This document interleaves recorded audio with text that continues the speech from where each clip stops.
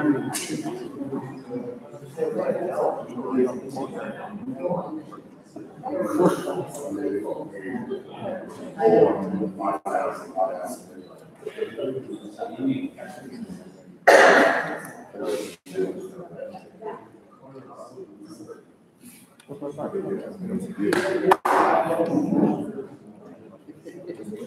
hello, am I in here? Hey, you're live.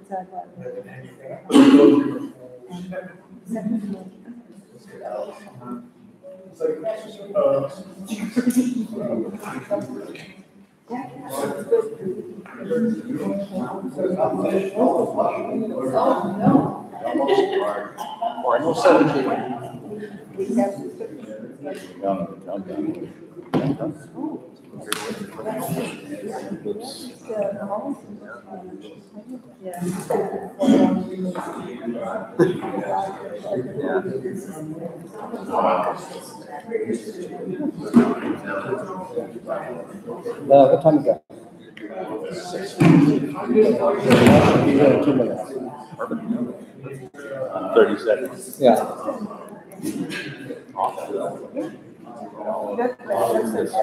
Oh, that's just a little something there that Daryl put together.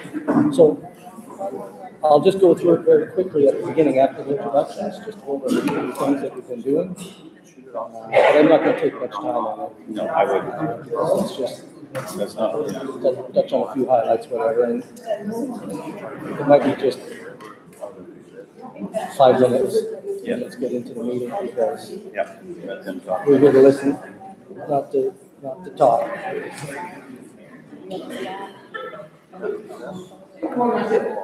Yeah.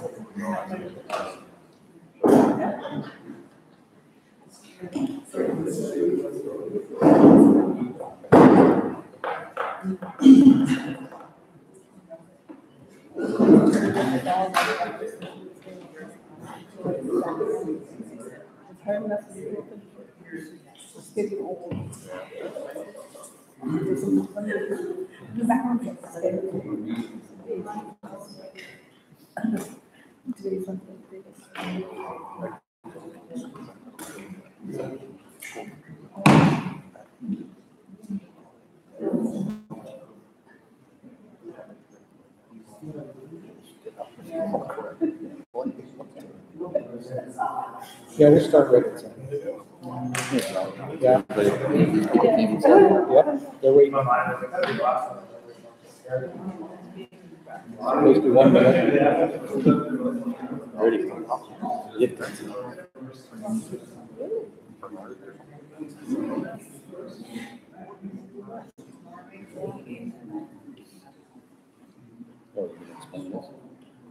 Yeah, I'm going to do that too at the very beginning so that people know. Webcasting. And live chat. Yeah, live chat, just in case we get an online question.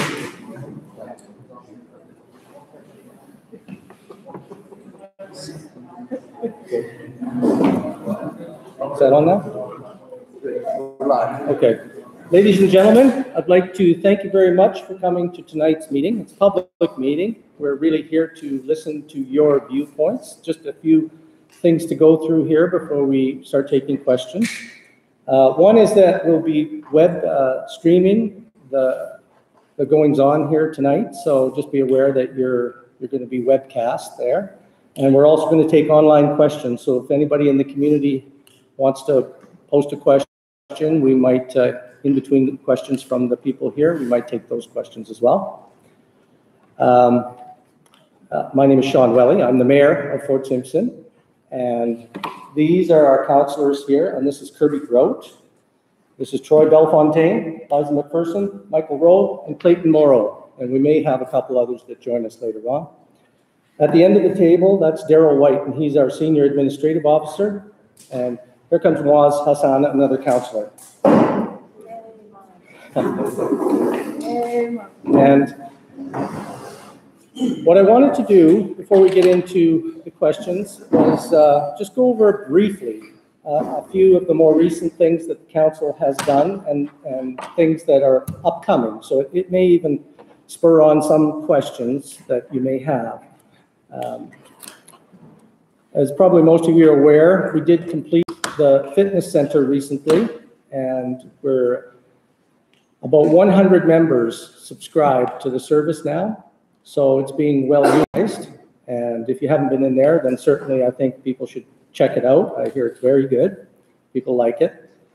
Another thing is that we have planned with the SPCA to bring in a veterinarian clinic in May. We don't know exactly the date yet, but as we know, we'll make it available to the community. And we're concentrating on neutering and spaying again the dogs.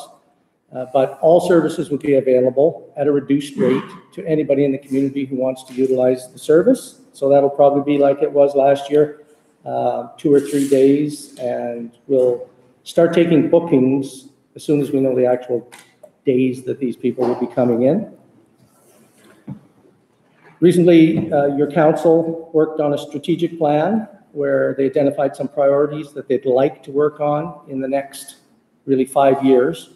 And at the end of that process, some 3 priorities were really highlighted amongst many, but they were looking at recreation, public safety, and land planning, community planning. Those 3 kind of topped the list. There were lots of others, but just to let you know that that process has been done, and the council does have a plan they're working through, a bigger strategic plan. It is getting close to when the village tax bills will be going out. And just for people who may not know, we have passed a budget where we're going to be giving a $300 tax rebate to people who own their own home and pay their taxes on time. So residential properties will get a $300 tax rebate this year, and we'll be giving you more information in your tax billings, which will be going out soon. The taxes weren't increased this year. The tax rates, mill rates, kept exactly the same as the year before. Some capital projects that are planned for this year. We have applied for money from the Canada Infrastructure Program to do about $2 million worth of chip sealing around the village. Now that would involve chip seal at 3.5 Mile, Moa Heights, everything down in the village except for a few streets, 4 streets to be specific, where we know we're going to be doing some digging, upgrading some water and sewer in the area, but everything else, if we were to get fully funded by the Government of Canada, would happen this summer, hopefully. We are going to be doing some enhancements at the landfill, and that will involve primarily a waste and compost area, because we're mandated to do something differently with the waste that comes out of our sewer treatment plant. The solids that come out of there have been just dumped in a hole at the dump, but the Mackenzie Land and Water Board has made it clear that we need to do some secondary processing of that material.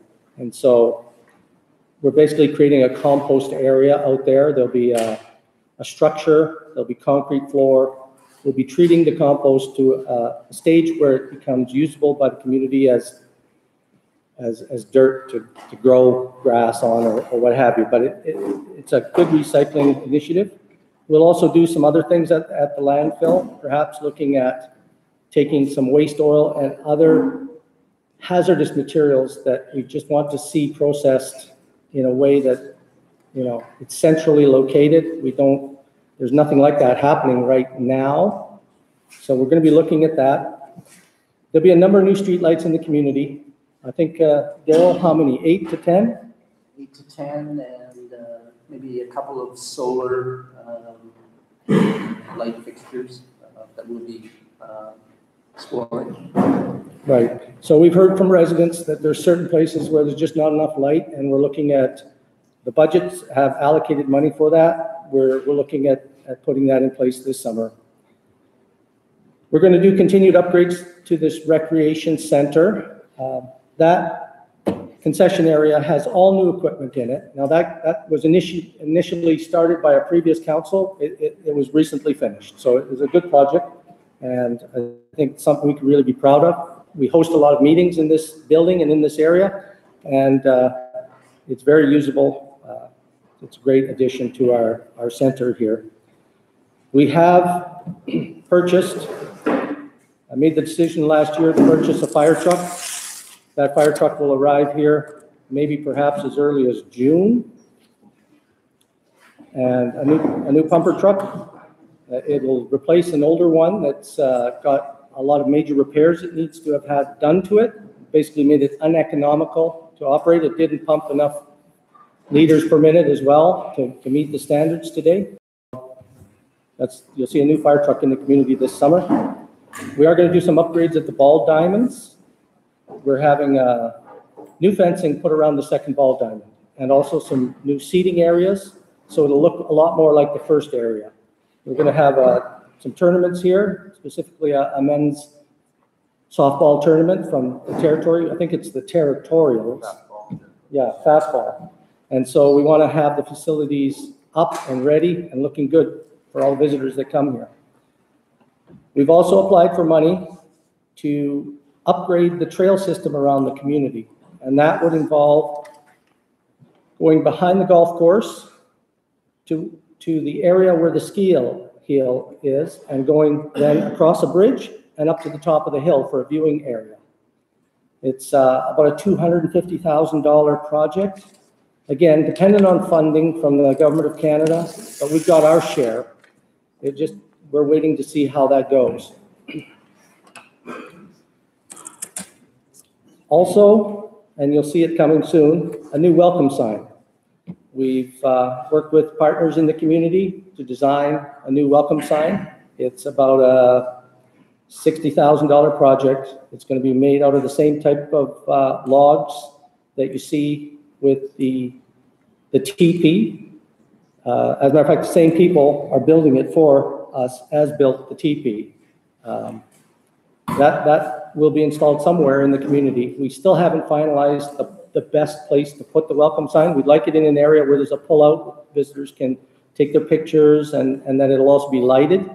We want as many of the tourists and visitors to see it as possible before they actually get to town. So there's some, but we'll take any input that people might have on where the best place to put that welcome sign would be.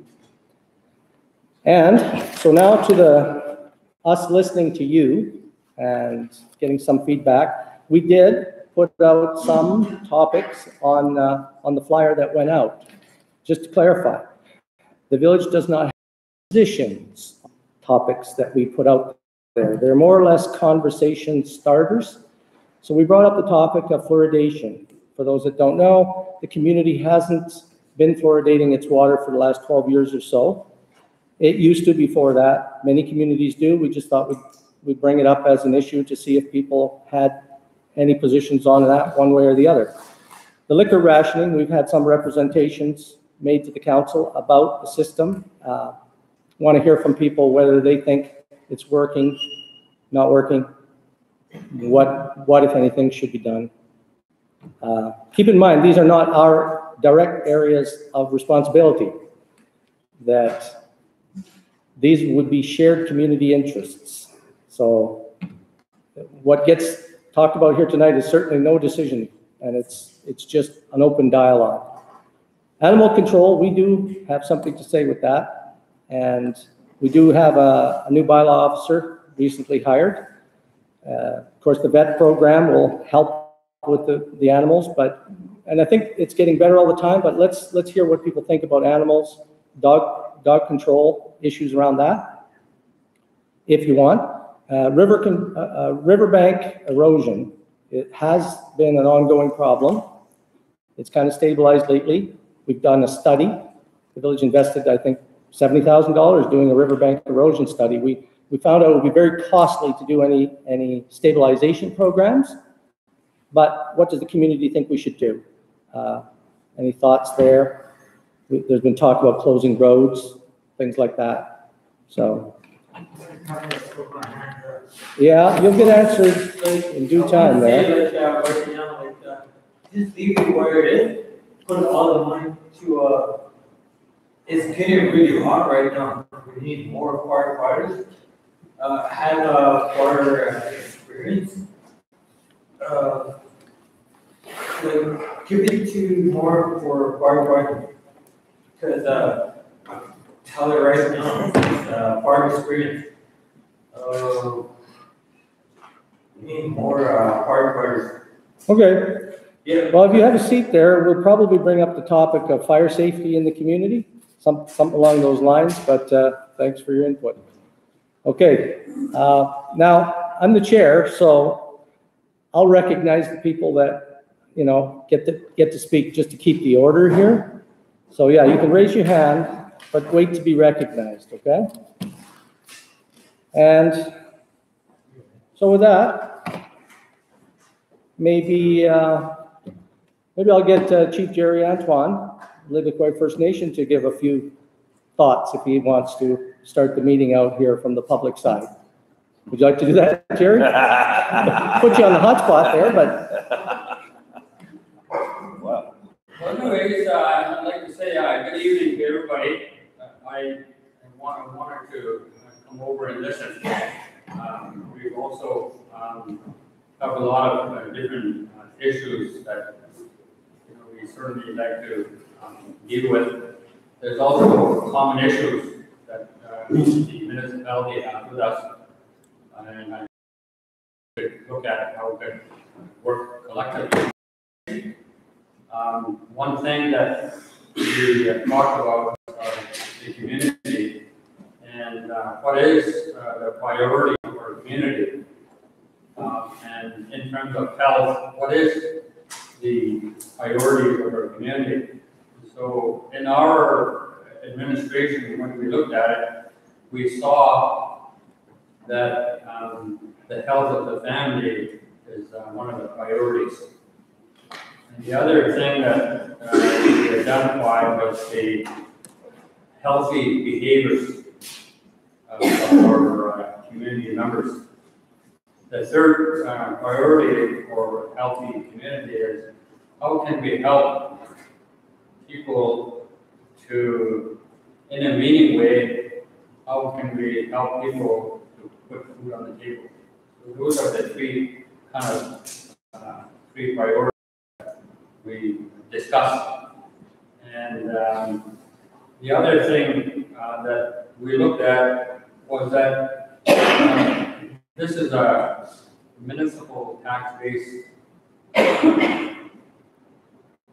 corporation, and we also have a territorial regional center. And one of the things that we saw is that our people there's been a tendency of sidestepping us. And as an example, is that when you have a regional center that have these departments that go to a community, they deal with the community, but when they come back here, we're not dealt in that way. So that's something that council looked at and saying, well, how can we address it? Because it should be a lot easier to deal with it when the regional center is here. So that's something that we need to bring up with the territorial administration. The other thing too is that in terms of of how do we grow, how do we help each other grow as a community. One thing that we also talked about, there's no concluded direction, but we said a community development plan. How can we really look at a community development plan? And if you look back at some of our history, is that we just do piecemeal stuff here and there. And when a new leadership comes in, and there's certain interests that they deal with it like that. And I think that that's okay. However, I think for the future of our community, how can we really look at a community development plan?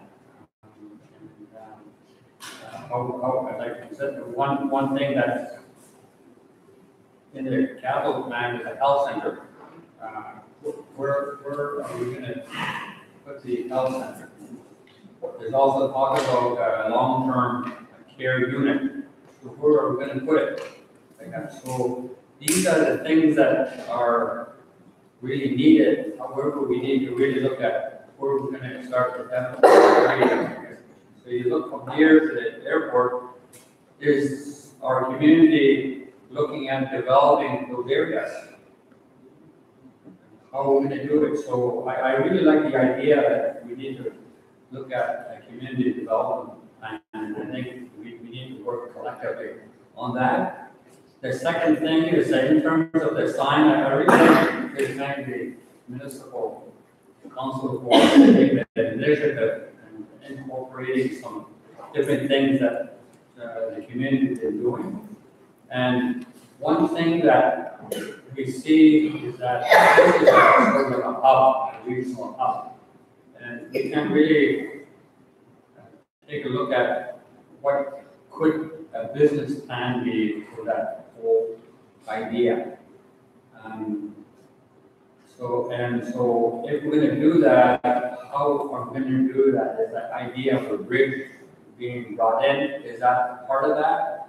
So those are the different things that we certainly need to look at. And then just going back to the regional center, is that the surrounding communities, in their discussions with them, the way that I hear from them is that they also consider this sort of like a regional center. So how can we collaborate with them to really make this kind of a regional center? And so these are some of the discussions that I've heard from some of the community members. Sometimes council gets together and we talk about some of the challenges.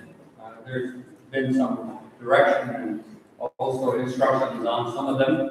And one thing that we saw that we need to do is, as a community, we need to really look at how we're going to grow the relationship that we have, how we're going to do that.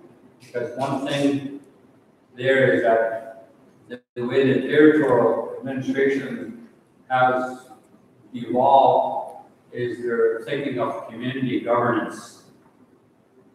And so, the idea of a tax-based municipality has been a process over a course of a number of years.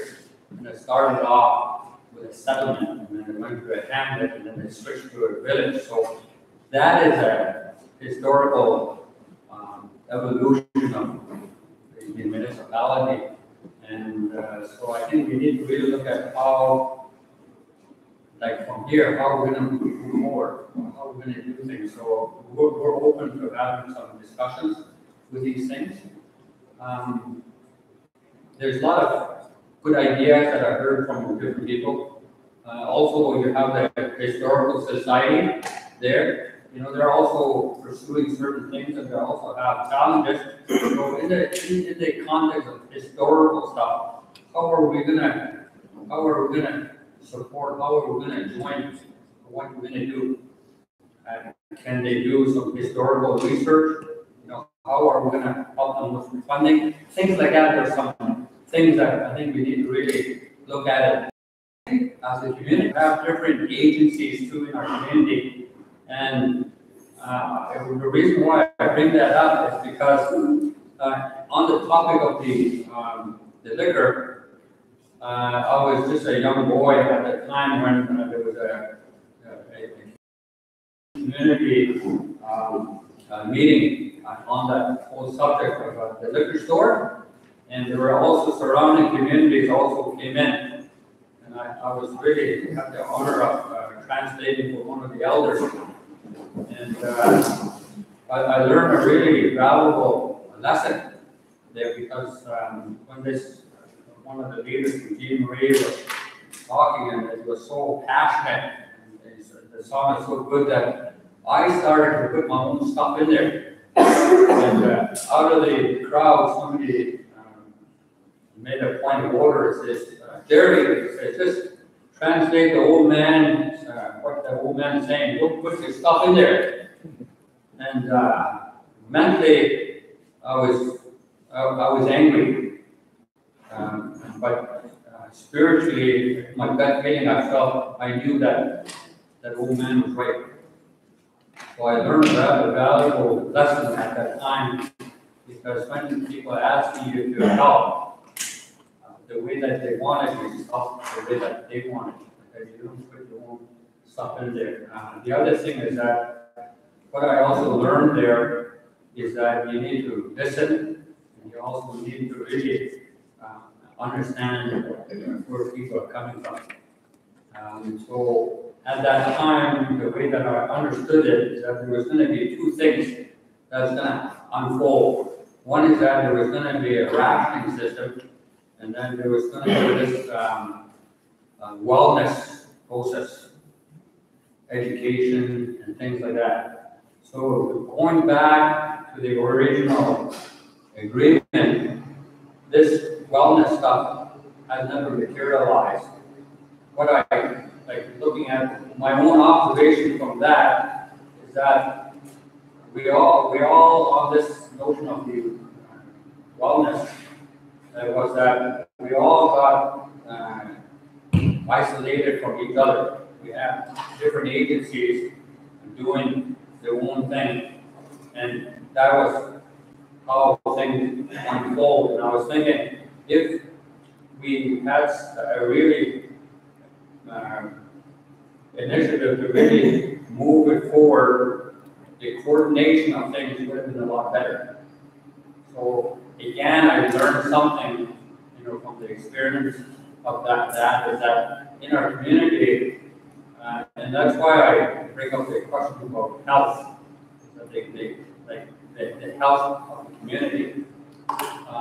In the National Addictions Awareness Week, the logo that they use is to how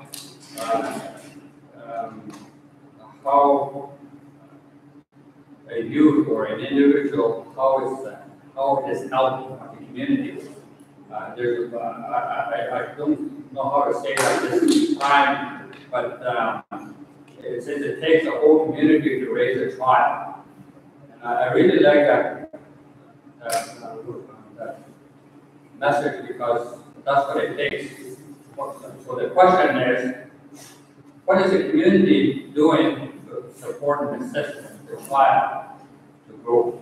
What is the community support and assistance to help that family grow?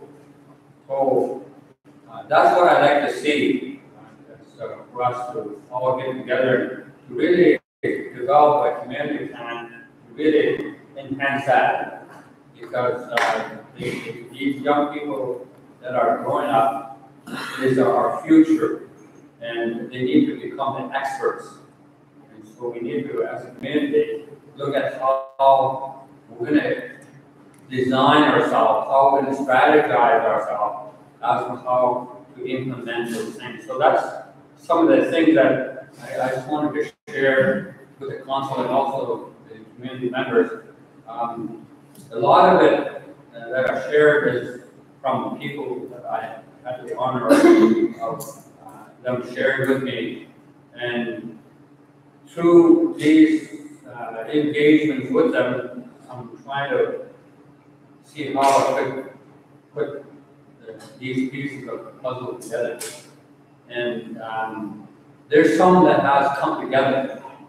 And I think there's a lot more effort that we need to do collectively to start putting these more puzzles together. So there's steps that I think that we're beginning to take and having a community meeting and just allowing people to give voice, things like that. I think that is one healthy way. So thank you for allowing me to provide some policy thoughts. Thank you very much. I think what you bring up is excellent, and it gives a good meeting. Okay, does anybody else have a question or something to add? Excuse me, Yeah. if I may. Okay, We've had a couple comments from people out in the community, just basically asking if anyone does want to speak, if they're able to come up closer to the mic or this little camera here.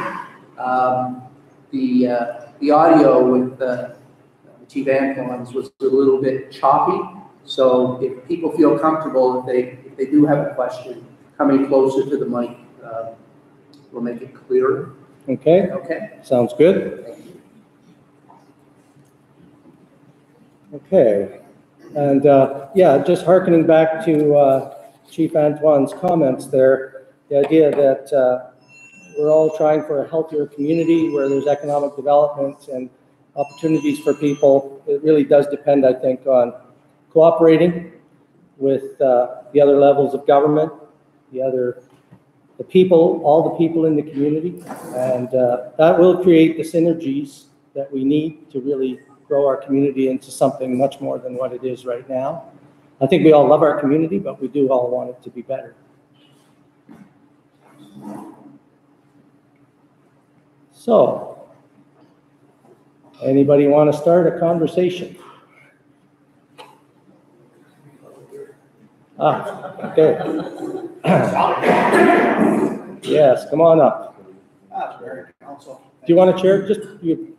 That close enough? Oh, I don't know. Yeah. Close enough. I don't know, said I won't be here Okay. then. Thanks for having a public forum. I'd like to see more on. I guess what I'd like to bring forward is we talk about bridges and we talk about a lot of things. Some of the stuff that's known by everybody at this table and everybody in the room, we move more snow than anybody else in the entire Northwest Territories all year. Yet I drive around some of the signage, the one-way sign down by the Mahoney Inn, it's not required in any law anywhere. We put that up. I took a drive around today and looked at the cement pipeline rates that we have. Could we at least straighten them up in a line and paint them? Like our community is really starting to look ugly. And we have to move forward into, doing things like we paint the crosswalks at the schools. Everybody knows that, yeah. Why don't we get some paint that lasts more than 2 days? Little items like that we all see, and they're there every day. I'd like to move forward, 1986, we put this building in. We still don't have artificial ice. If we took 1/3 of the budget of the snow removal we're doing, our kids would be skating on artificial ice. People we bring into the community would have something in our rec center. It's just ideas that are out there that I'd really like to see council work on the small stuff. A wise person once said, look after the small stuff, the big stuff will kind of take care of itself. So I guess that's my only comment or suggestion. Thanks for having the public forum. It's great. Thanks a lot, Pat. Just to add to what you're saying there a little bit, the council has been looking at recreation in terms of what can we do to extend the usability of some of our facilities, the swimming pool and the arena. So that discussion has been talked about, and certainly you bring up a good point, that perhaps there's savings in other areas. We could look at investing in the artificial ice. And small things do make a difference. I think that the beautification of the community is very important. We all consider that to be very important, and I thank you for bringing it up. Okay. Like pulling teeth, eh? Getting. Okay, Colin, go ahead.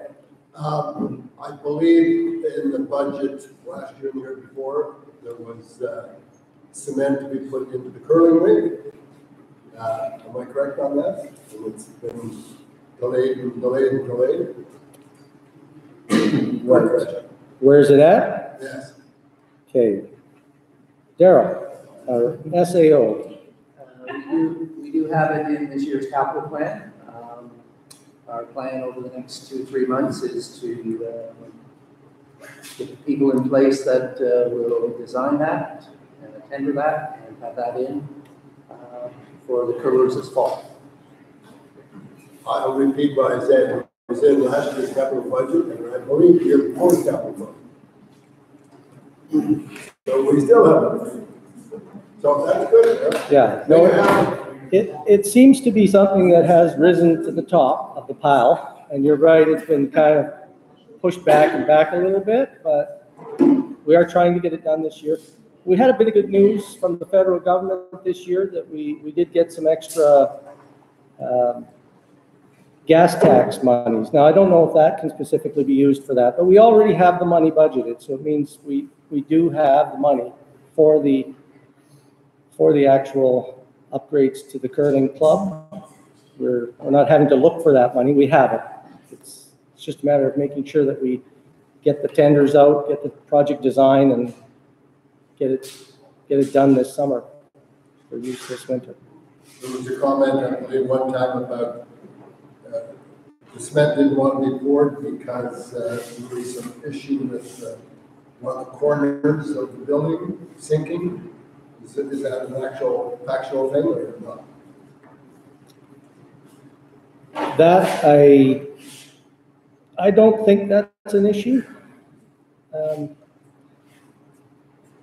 No, that hasn't been raised. I think. On the dump, are we putting a fence around where household waste goes to keep the bears out and bring them into town instead? Yeah, I'll defer to Daryl. I think there is something in that. Part of the plan at the landfill that talks about your question is yes, there will be fencing put around the household waste, the dump site, both the garbage fence and what we call bear fence. We're hopeful that that's not going to move them into town. May I say that research shows that you fence off the dump, the bears come to town, that's factual. That has been proven in other communities. Yes. You stop the bears from feeding in the dump, they're going to come to town to feed you. Yeah, it seems to be something that the Land and Water Board made a condition on us for our license, our water license, and things like that at the dump. So any suggestions, I guess, would be what I'd say, because if it's going to happen, because we're regulated and legislated to do it, what will we do if these bears come? Should we work with? More than once every 5 years. Pardon me? Cover that more than once every 5 years. Do the proper maintenance. In other garbage cans. People everywhere across town have tons of garbage, rotten stuff inside their garbage cans, which bring the bears to their garbage cans. And there's nothing there to make people clean them up. Every year it's a similar problem. And if you look at where bears are going, they're going to the garbage cans that have feet and feet of rotten garbage that has sat there over the years. Right, so we can do things ourselves to minimize the problem of bears coming to town. I agree, that's a simple solution. We don't want to shoot the bears. No, people don't seem to like that idea at all. one comment on that myself. Yes, The bears in the fall, they come for them white berries. They aren't coming here to dig garbage cans, they aren't coming to eat people. And we had people there last year who, people yelled at the animals and that. They said they can't believe that we've never had an instance between a bear and a person in this town because of the proximity of people and bears at all times. They're coming for those white berries. I guess they'll come for miles for them. And that's. I had no white berries at the back of my house, the bear tried to crawl in my window. They're coming to eat, yeah, that's what they're after. Because like I said, we don't have a problem, then you run over them and they wouldn't bother you. So that's another reason they come to town, I know that. Mhm. Yes, Ken? Just wanted to point out your dump. It's great to see that the sewage flood that they dealt with and the norms of the recent decade by previous councils had on legal obligations to be ignored for a long time. You've also got a huge liability, crosswise future liability of waste oil that we reported years ago. That's never been dealt with. And my other question is, when we talk about chief admin, talking about food security, health of the family, and everything else, I'm going to suggest we also be concerned about what our homes do. And that leads to my question.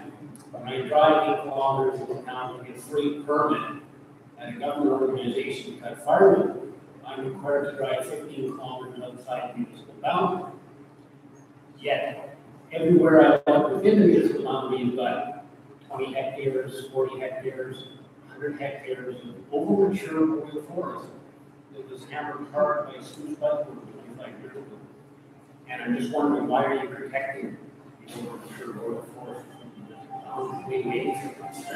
Right, so you're basically talking about fire smarting, fire guarding our own community closer I in? pick up every leaf in my yard, but unfortunately, a lightning strike or an abandoned campfire in the wrong location, in the wrong conditions, will be unstoppable, and you'll be at the mercy of the conditions. So I can pick up every leaf and fire smart my yard, but again, I've got to drive 15 kilometers to get firewood. In between my neighbor's house and my other neighbor's house, it's a disaster waiting to happen. So again, why am I required to drive 15 kilometers outside town? I'd like the council to ask me to answer that question. You bring up a good point. I think the way we see those applications for firewood cutting come in front of the council, and probably the First Nation sees the same thing, it's a request for comments back on what you think. That's commercial. Yeah, Okay, I'm talking about me, Joe, talking guy that keeps my house with firewood. right. And I gotta come and get a free permit and then drive outside town. Why is it? Who tells you that? It says right in the permit to be yours. Right. It's an interesting point you bring up, Well, it's a yes. bit of a trick Councillor- question. but Councillor Rowe. I've got another one. Okay. Emergency response plan better be updated. Well, Councillor Rowe's on the fire department, maybe he's got a, Don't have anything to say about the fire department. okay. We don't deal with that. The only thing I can say to it, it's definitely a good issue. Something to look into. I know the Department of ENR has been working closely with the village to identify areas within the municipality that are at risk. I definitely would like to know the answer to your question as well as to the reason. I know I was told something at some point why we weren't able to give out our countries, but I can't speak, I do not remember. But I would like to know the answer to that question as well, so thank you very much for bringing it. Perhaps we'll look into that, Ken, from the village side, see what goes on there, or if it's a community decision.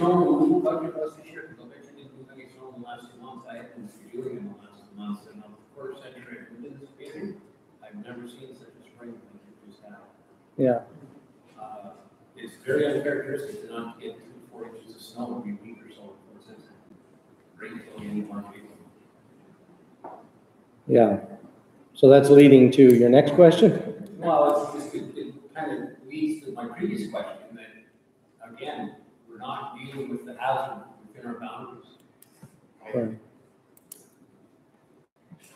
Yeah, our emergency plan and fire fire preparedness, you might say.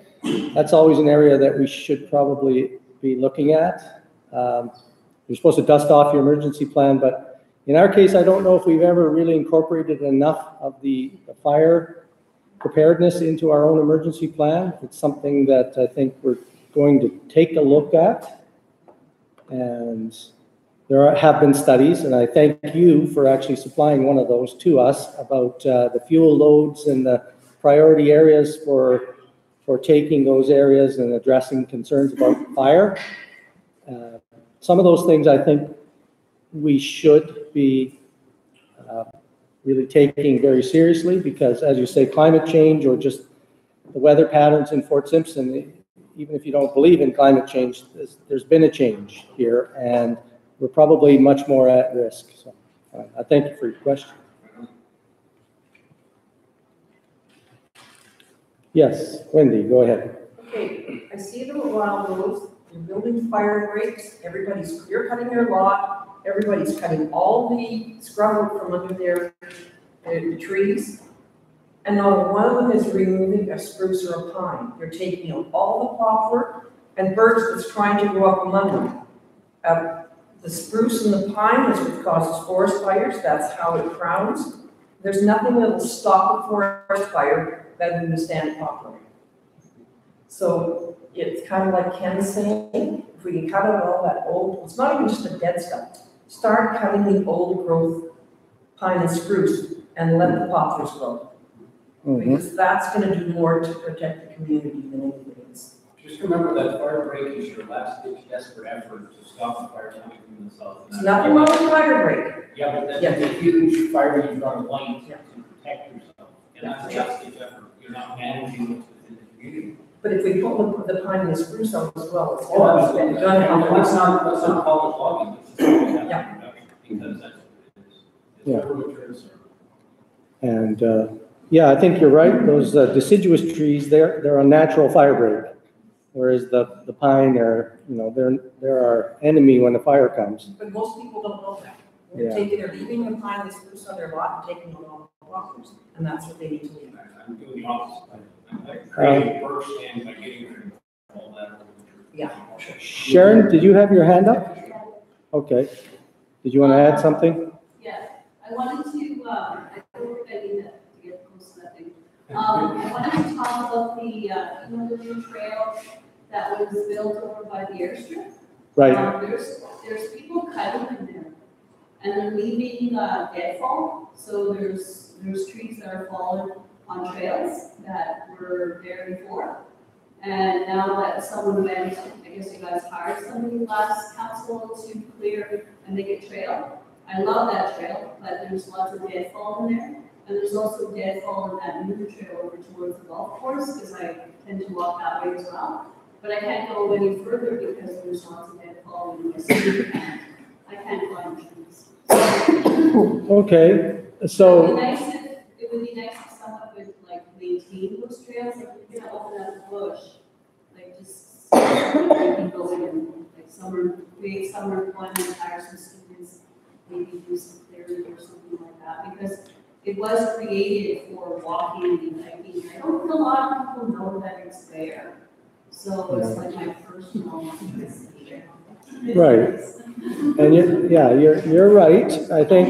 I'm just worried about, like a forest fire being caused back there or something, or because there's lots of deadfall, there's lots of things, there's lots of chopped trees. People are going in there cutting firewood.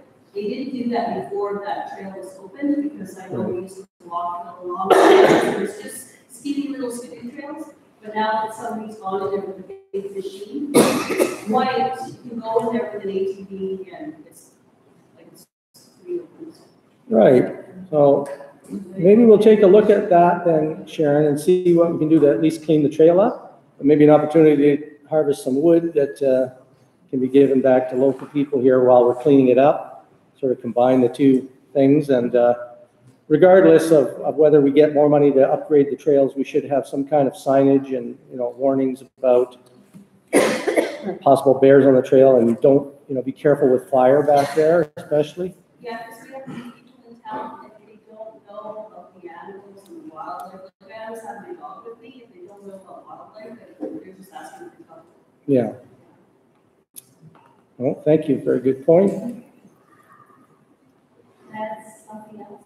Sure. Well, you know, I do Mothers Against Drunk Driving, right? And I have a bunch of signs that were made from Mad Canada.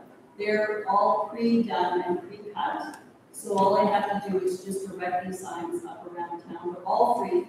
I just have to put them on these posted beams.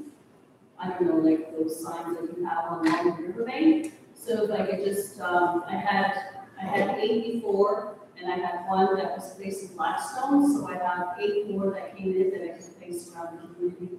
So they just show me who do I give the signs to, and then I can help put them up. Yeah. Just to help us stay going. Well, you give them to Daryl, and our Public Works will try to find places to put those signs. As you say, that's an important initiative, and I thank you very much for doing that too. It's really, it's great.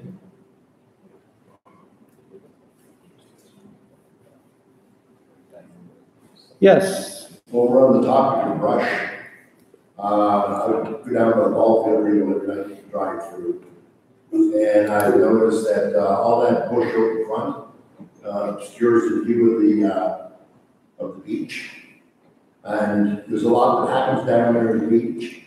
It would be very nice if you could see what's going on down there. And there were some benches placed so people would have a place to sit and look over the water. I know a lot of people just like to go and sit down at night and look over the water. And then, you know, we have quite a long road we have together in the years, but there's lots of opportunity to put benches. And to quote a great man, Rapier Forest. Yeah. Trump say that?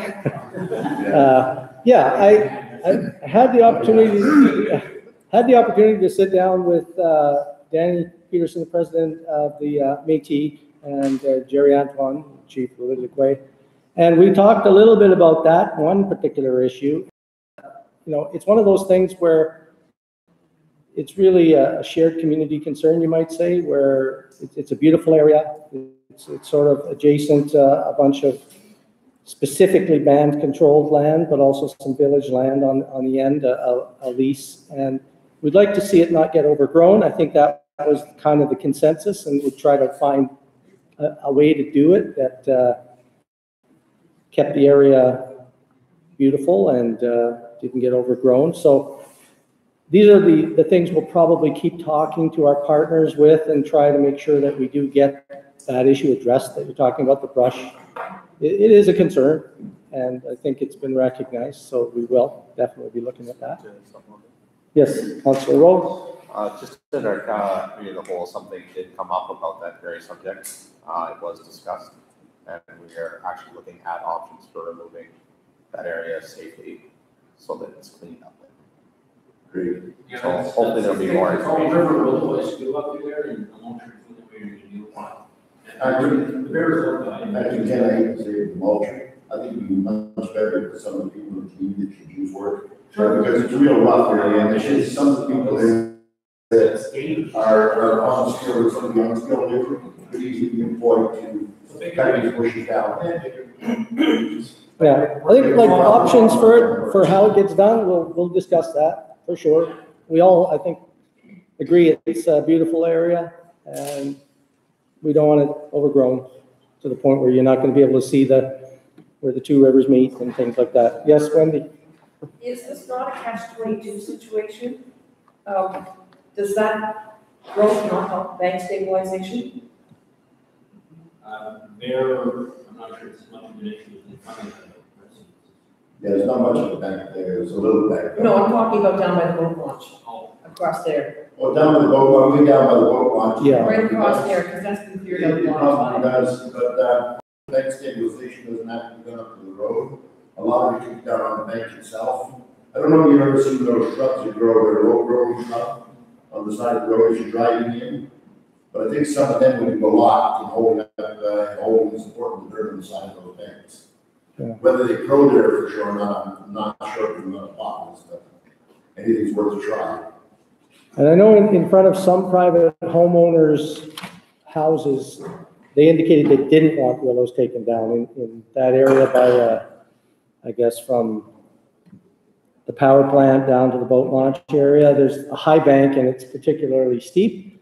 Some people have said that, and we respect that, and we try not to cut the willows further back than just the exact road allowance, because they have a preference. They think that the bank is going to destabilize in that area, and Yeah. so. It's not that I had any preference one way or the other, I was just wondering Yeah. how that would affect our bank stabilization. Yeah, and so we learned that the cutting willows or shrubs anywhere in the village, you always ask the people that are going to be most affected and have some say so that it gets done right. People are happy with it. You might think you're doing something good, and then later on you find out people get upset. So we don't want to do that. We want to make sure it's what people really want. Okay, thank you. Is there any more studies being done on long-term work to stabilize the bank? Not at present, no. There has been numerous studies, I believe, in the past, for bank stabilization, permanent bank stabilization. We had what I'd call like a preliminary study that was done. Cost about $75,000. We should have it on our website. It was done probably five years ago.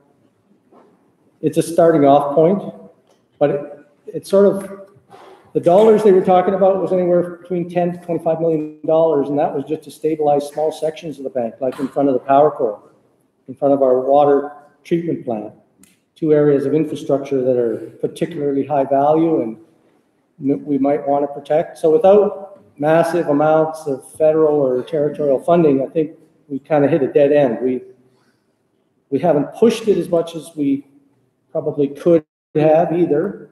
I think as a community, we certainly can ask for things, and there's no harm in asking and trying. That brings up the subject of the idea of a bridge across the Liard River. And we know we have issues with our ferry and the amount of time it's able to be open with the way the water levels and the spring breakups are starting to happen. So a bridge study might lead to the potential of a bridge being built sooner. Also looking at options of, are there other landing areas that we can set up for the ferry that would have deeper water and lead to a longer term where we could have full weight across the Liard River. These things are costly. They're way beyond the scope of the budget of the village to even undertake in any way, even to do the study. You're talking probably a couple of $1 million, but should we ask? Yes, we should, because it might improve the life and quality of life of people here in this community, and some things just make sense. If they're building a Mackenzie Highway, let's start at least looking at a bridge study and options for keeping us connected for longer periods of time. It really came to the fore this spring, I think. Personally, I would prefer to have bank stabilization ahead of a bridge. Right. Yeah, it is important. We used to have houses where there's a river now. Yeah. It hasn't been forgotten, but it's probably been put a little bit on the back burner, but we can bring that back up again and make sure when we're talking to government, especially. Matter of time. Yeah. Yeah, that road that Pat brought up where the one-way sign is, and we could probably do a better job on that signage there. That was really a kind of measure to try to minimize the liability or potential public threat of driving on a road that could just fall in the river, I suppose. Two vehicles passing each other, two big trucks, probably, who knows, right? So, but that's not really addressing the issue of riverbank erosion.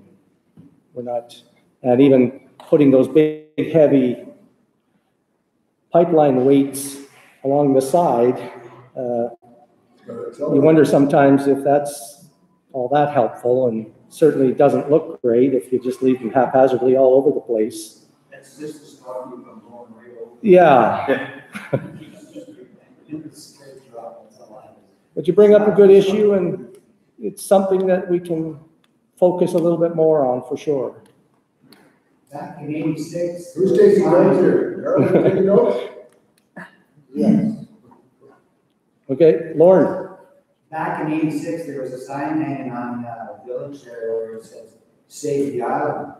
There was a fine that was going on. Whatever happened to that? Anybody remember that? Wow. In 86, you say? Yes. I don't remember it. Does anyone else? Okay. No. I'm getting old, nice.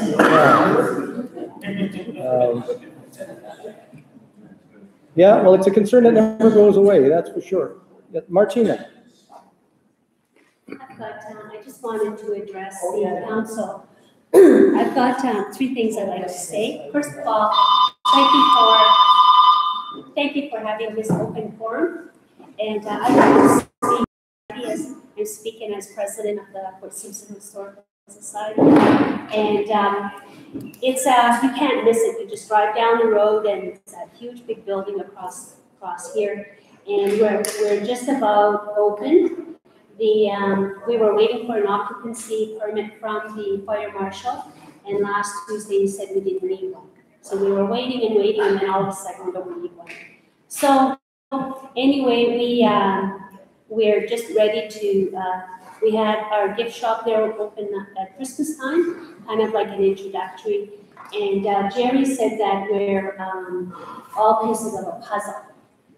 And like, I feel like I'm a huge piece of the puzzle, but the picture keeps changing. So I think I'm a border.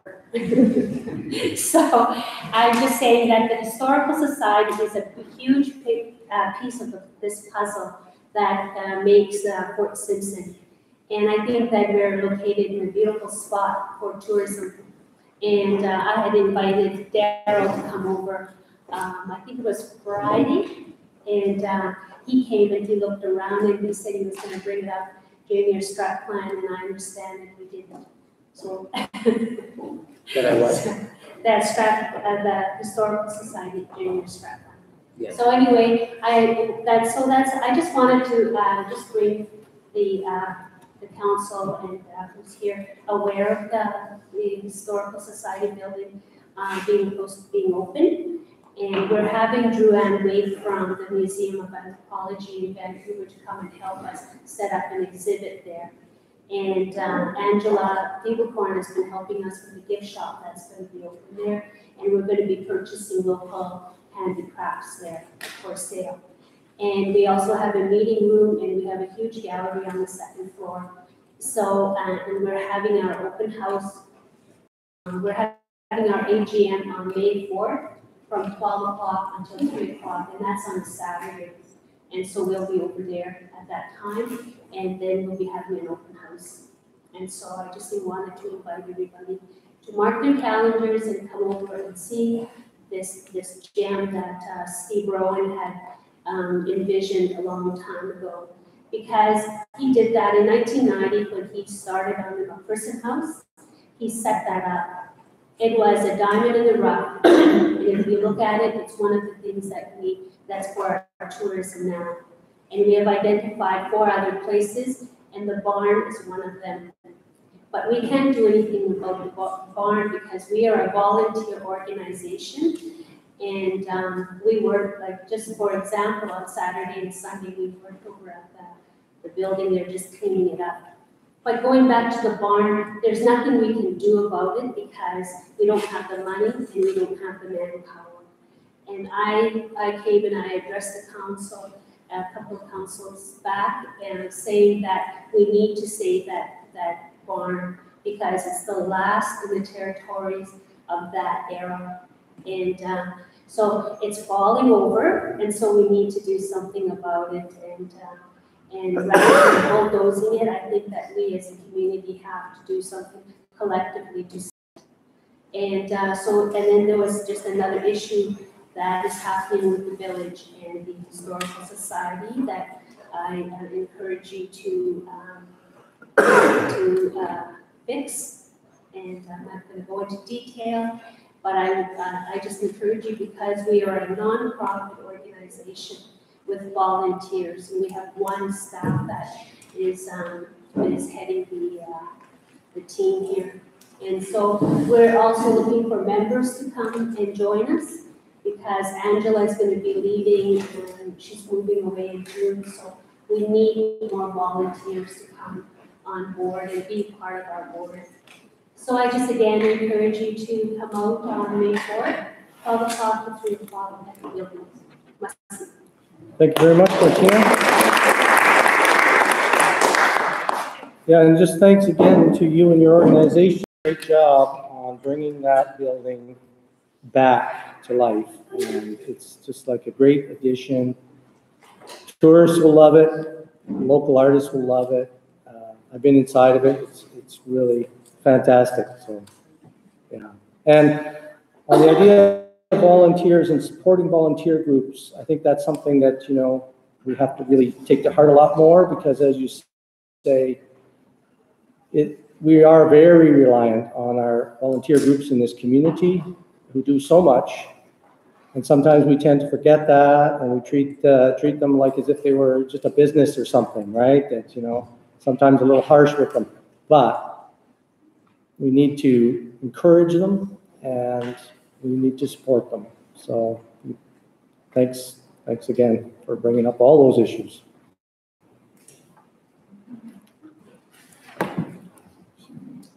Yes, Sharon. Okay.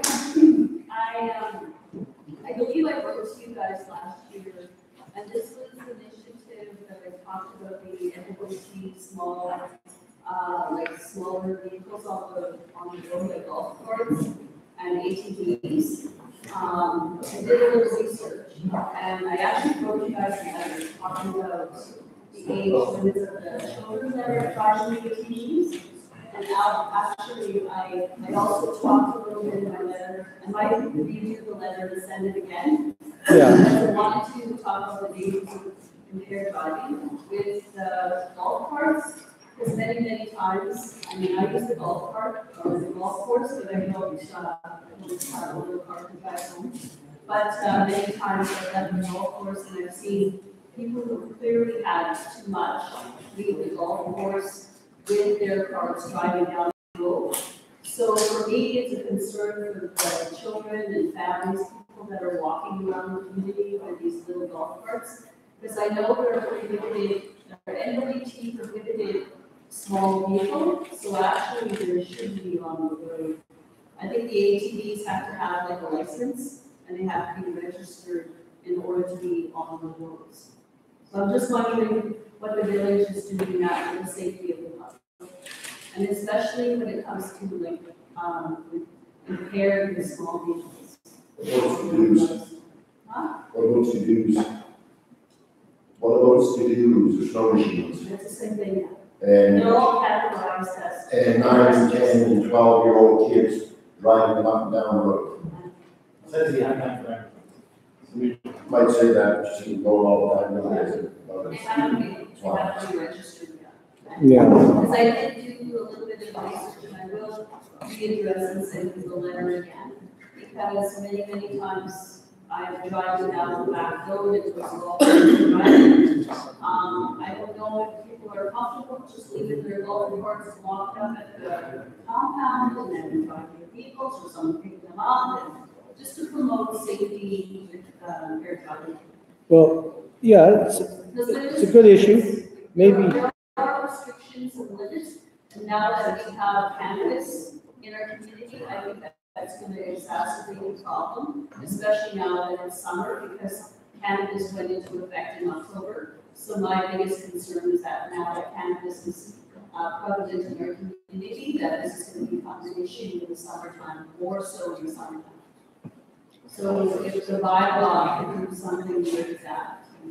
We'll review our own bylaws on ATV and small motorized vehicles like what you're talking about. Because I know you have to have a license, because I bought myself a little scooter, but I have to have a license in order to operate my scooter.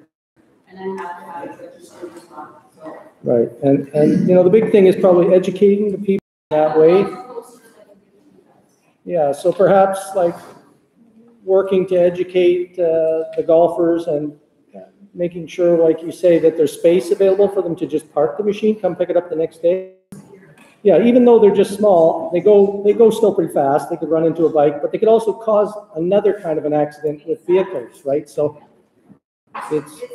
I'm talking about, you know, preventative measures in place to prevent people from having those future issues. Yeah, can't let the. Everybody can still enjoy golfing and still enjoy, you know, leisure activities. Safety is. Yeah, you bring up a very good point. We will look into it. Yes, Councilor Rowe? I just want to say I totally agree with you. Thank you for bringing that up. Just want to mention to everybody out there, if you do suspect, the RCMP's been in many times to council, tells us every single time, if you do suspect anything as well, somebody may be impaired, somebody may be at risk or at fault, please call the RCMP and they will check it out. We've been told that many times, and they don't mind getting those calls. You know, even if it's not, they will check for you. Half the time when you're voting in the RCMP, you're getting the already passion. Why is it that they can't go to the building, sit there all night when they're getting paid for it and actually answer the phones themselves instead of getting directed to you? I can't. You know, it's steady. Every time you try to phone talk to someone, it's steady going on. I definitely can't speak to that, but I think you're right. We should definitely look into There should be that. somebody there, Absolutely. right? Central dispatch is machine. Sorry. Every community. Yeah. That's 10 years from now. Yeah, exactly. Yeah. Some things that are done about it. I know there was talk a couple of years ago about them bringing in an emergency system to the smaller communities. I don't know if anything's gone anywhere with that, but I definitely think that's something that we could bring up with you. Right. I mean, I know there'll probably be the starting up of this 911 thing where, again, it will be a central dispatch. Perhaps the thing is to educate those people so that, you know, there's not a whole lot of questions being asked, that the information is quickly going to the local departments. Totally questions asked, you know, you want everything to do your name. Yeah, you feel like, yeah, you're not the guilty one. I know. Yes. You had 4 topics that we were coming here for.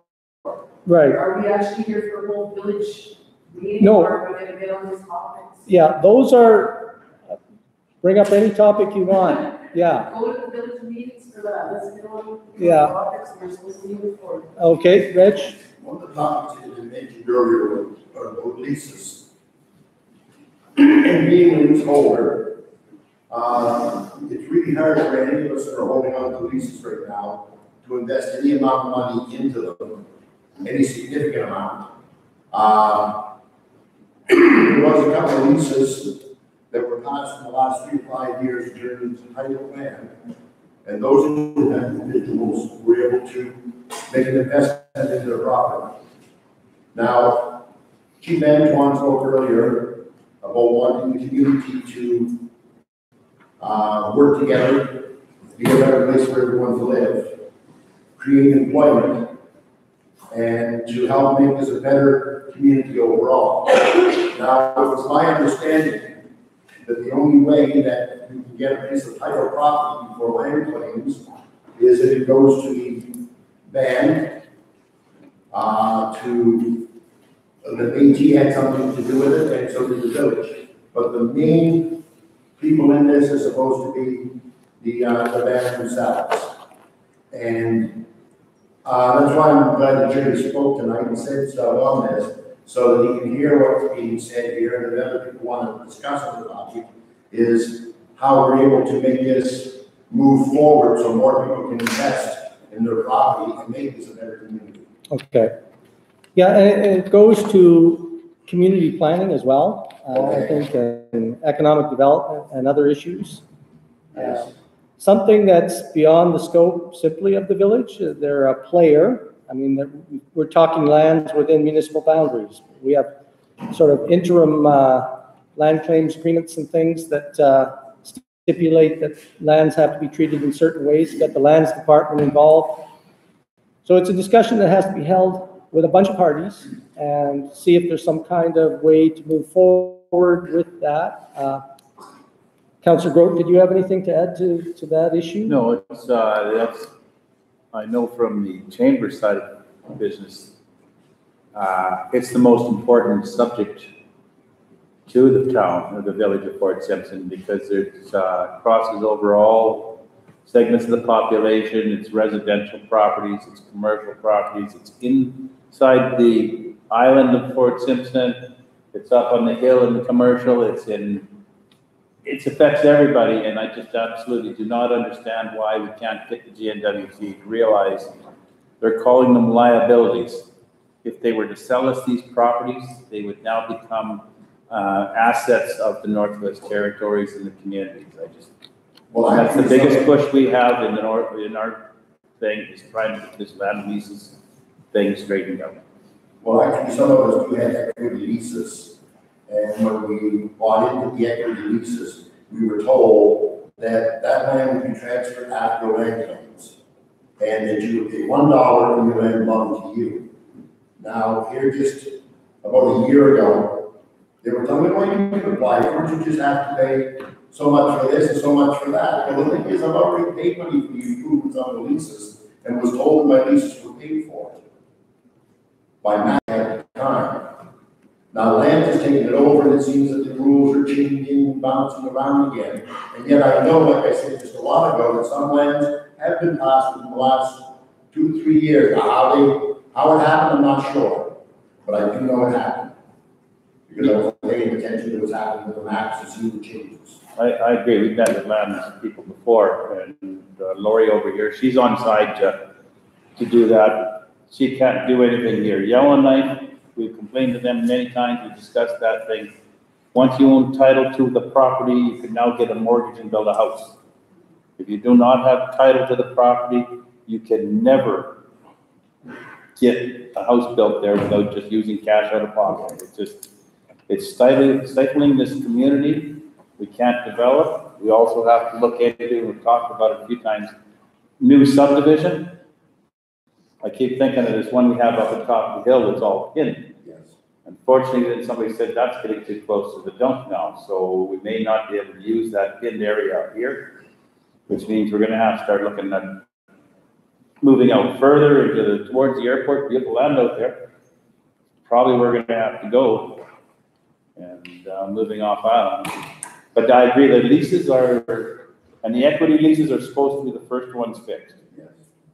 And we're pushing hard on them, it's just like. Well, what I understood stated earlier is that the mayor, the AT Association, and the band, we're all meeting and working together, and hopefully this can be a topic that they could discuss as a group and see what they can do to help move things forward.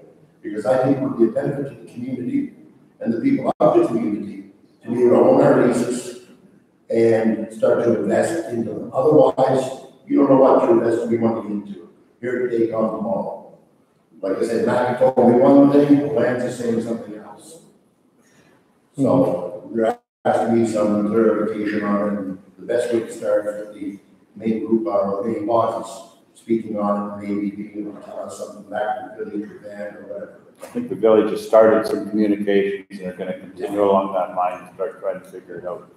Yeah. Because it is something we have to figure out one way or the other, because it's just stopping this community from advancing. Well, I'm just asking if they try to do it. Not saying they have to, but they can at least try to get together and do something about it. Right.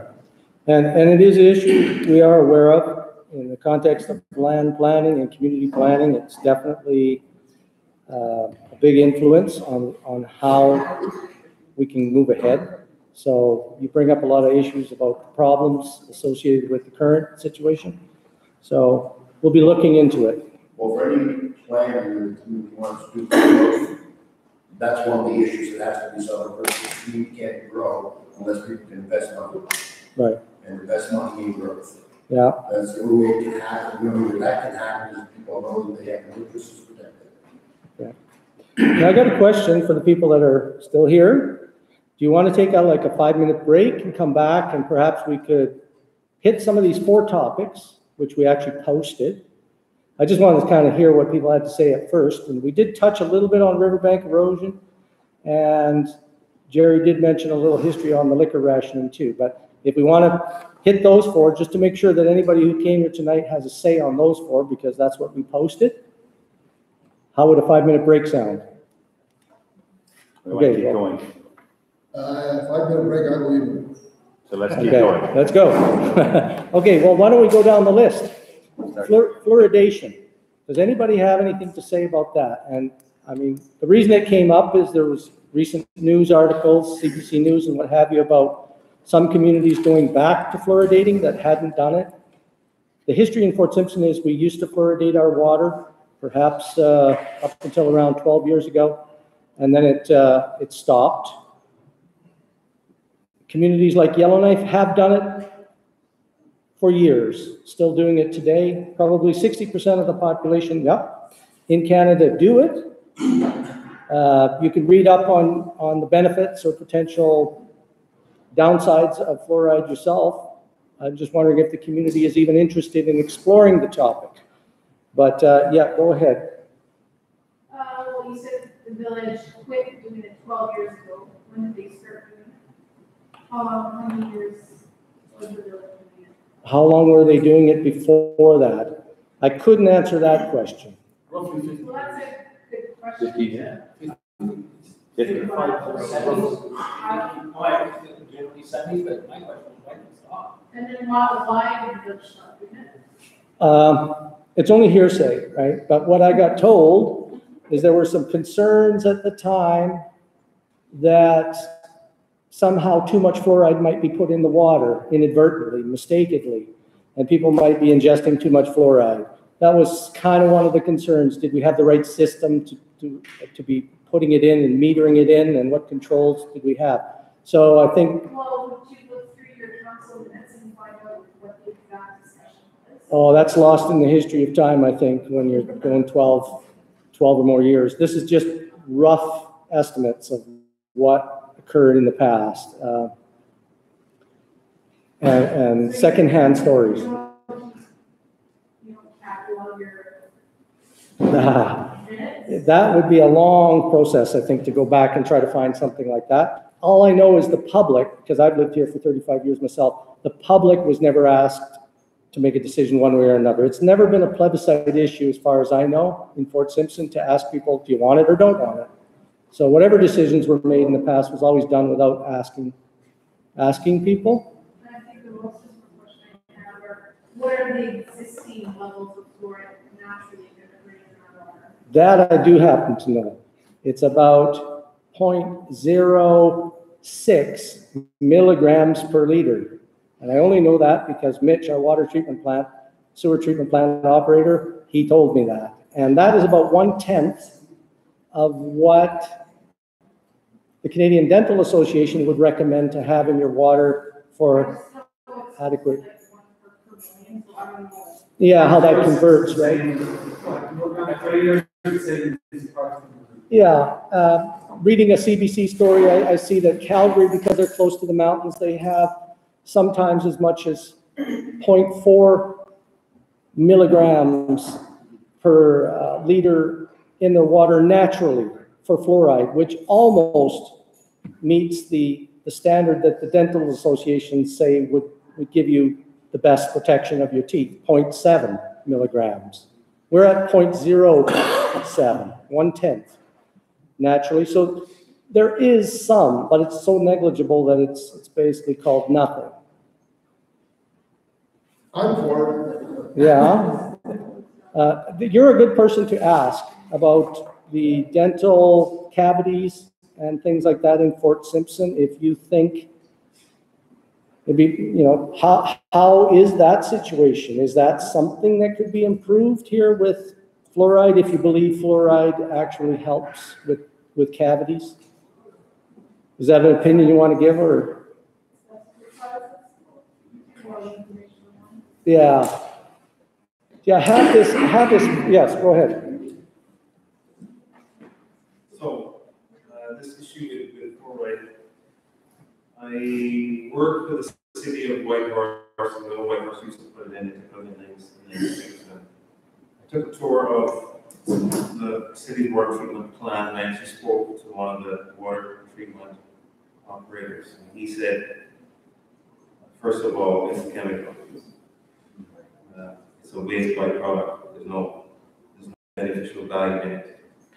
For the plant operator, you're handling a chemical. So if you go to the 2 years ago, I toured the Yellowknife water plant. Right on the door, where they have the fluoric acid, it's the skull and crossbones, and it's a toxic chemical, right? So you're putting a toxic chemical into the water. It's a hazard. Anyone who was there when they were putting it in, see what their opinion is, right? And you talk, well, people talk about cavities. It's a fluoride induced cavities. If it's naturally occurring, that may be the case, but then adding this chemical, Edmonton does it, Toronto does it, and I don't think there's any reduction in cavities in those areas, right? What I do know in Whitehorse, one reason why they took it out is because people were getting fluorescence on their teeth, those spots, right? So you proven benefit for everyone, and it's like mass. I think if people want to add fluoride to their water, they can go and buy it. It's going to cost $1 on the bottle and put it in their water. I mean, it's and everyone's paying for it because it's not free. So you would, unless they, so I think it's there's two rooms in the, one for fluoric acid, and there's another room with another. Chlorine, maybe? Chlorine, maybe. No, not chlorine, it's another type of acid here. So all these poisonous and toxic chemicals they're putting into the water, trying to dilute it to the point where they say it can't kill you, and you drink it, right? So I think that, you know, if the council is looking at this, they can contact other cities, contact cities that are using it, cities that have used it and have stopped, and cities that don't. I know they are doing it, why they're not doing it, what's the cost, pros and cons, and then that would help to build a case study as to whether or not it should be included, you know, because I think here we're going to get different opinions. Yes, I think it's good, it sounds great, but you know, you really want to have not say scientific, but you want to have concrete information to make that decision. Would you suggest that at some point, if people were interested enough, that it could actually be brought forth as perhaps a plebiscite issue? People could make a decision that way, or? Well, you'd have to, what they have done in cities like Fort St. John, they will bring in for and against parties, so people can actually present scientific information. That's, yes, I think this is good. No, I think it's bad for that. Just bring in information and nobody knows what's going on. Right. And I mean, I guess some of this concern about cavities and what have you, we live in sort of an isolated place here where it's hard to access regular dental visits. There's no dental clinic, although I know we have a dental therapist at the school. But in Yellowknife and bigger places, of course, you could just schedule your regular visits and get maintenance on your teeth that way. Often here it's emergency health care for the teeth because they've got to the point they're either rotten or they're getting pulled out. So, and we know there's a high incidence of, you know, the sugar and bad eating habits here. Ultimately, it'd be nice if we didn't even have to have that discussion about fluoride in the water because people were eating healthier diets, using more proper dental hygiene, and we were getting better regular dental services in the community. But all these things are facts, right, that we're challenged that way. So I think it's probably a discussion that the community should have and at least realize what their options are, and maybe they want to go the other way and just be making their own health decisions and trying to do things as best they can that way. Yeah, I think I don't want to clear the village here, doesn't have a position on this at all. And I don't want to sound like an advocate of one thing or another, because I'm more or less just trying to figure out what people's concerns or desires would be on this issue, and the council could deal with that. Yes, Ken? It seems to form a website to bring information back in, because the question that you moved was based on what some people call conspiracy theorists. And I guess you weren't able to explain the reliability or the testing of your pumps, which integrate these chemicals in it and degrade. So if you couldn't explain that or prove that once the water was treated it was 0.07, then that's the failure of administration when the question was they were responsible for it. That's news to me. It's been a surprise. So websites no way to do it. I mean, I had to ask, and I'm the mayor, and I had to ask myself to find out. So I don't even think it was something that people generally knew for sure, one way or the other, right? A lot of places you go, they're just doing it in the background. It's not something they talk about a lot. And I believe that's separately subsidized. So it's not costing the taxpayer anything to provide that addition of chemical, assuming that you're measuring it properly. Right. Federally subsidized. And according to Mitch Gast, our kind of water and sewer man working for the village, he did say that to install, and this is rough numbers here, okay, but to install the computerized digital monitoring and metering equipment would cost approximately $50,000 to the village, and we'd be looking probably about $1,500 in maintenance on that equipment in the future, and about $1,000 worth of chemical. The chemical, we'll call it what it is, it is actually quite cheap. Now, then it just becomes, do you think that the benefits you might get would outweigh the possible risks, and is our situation different enough that we should need it, or it's just the way, it's an issue. I think, even having talked about it a little bit here, maybe the general public becomes a little more aware that it's out there.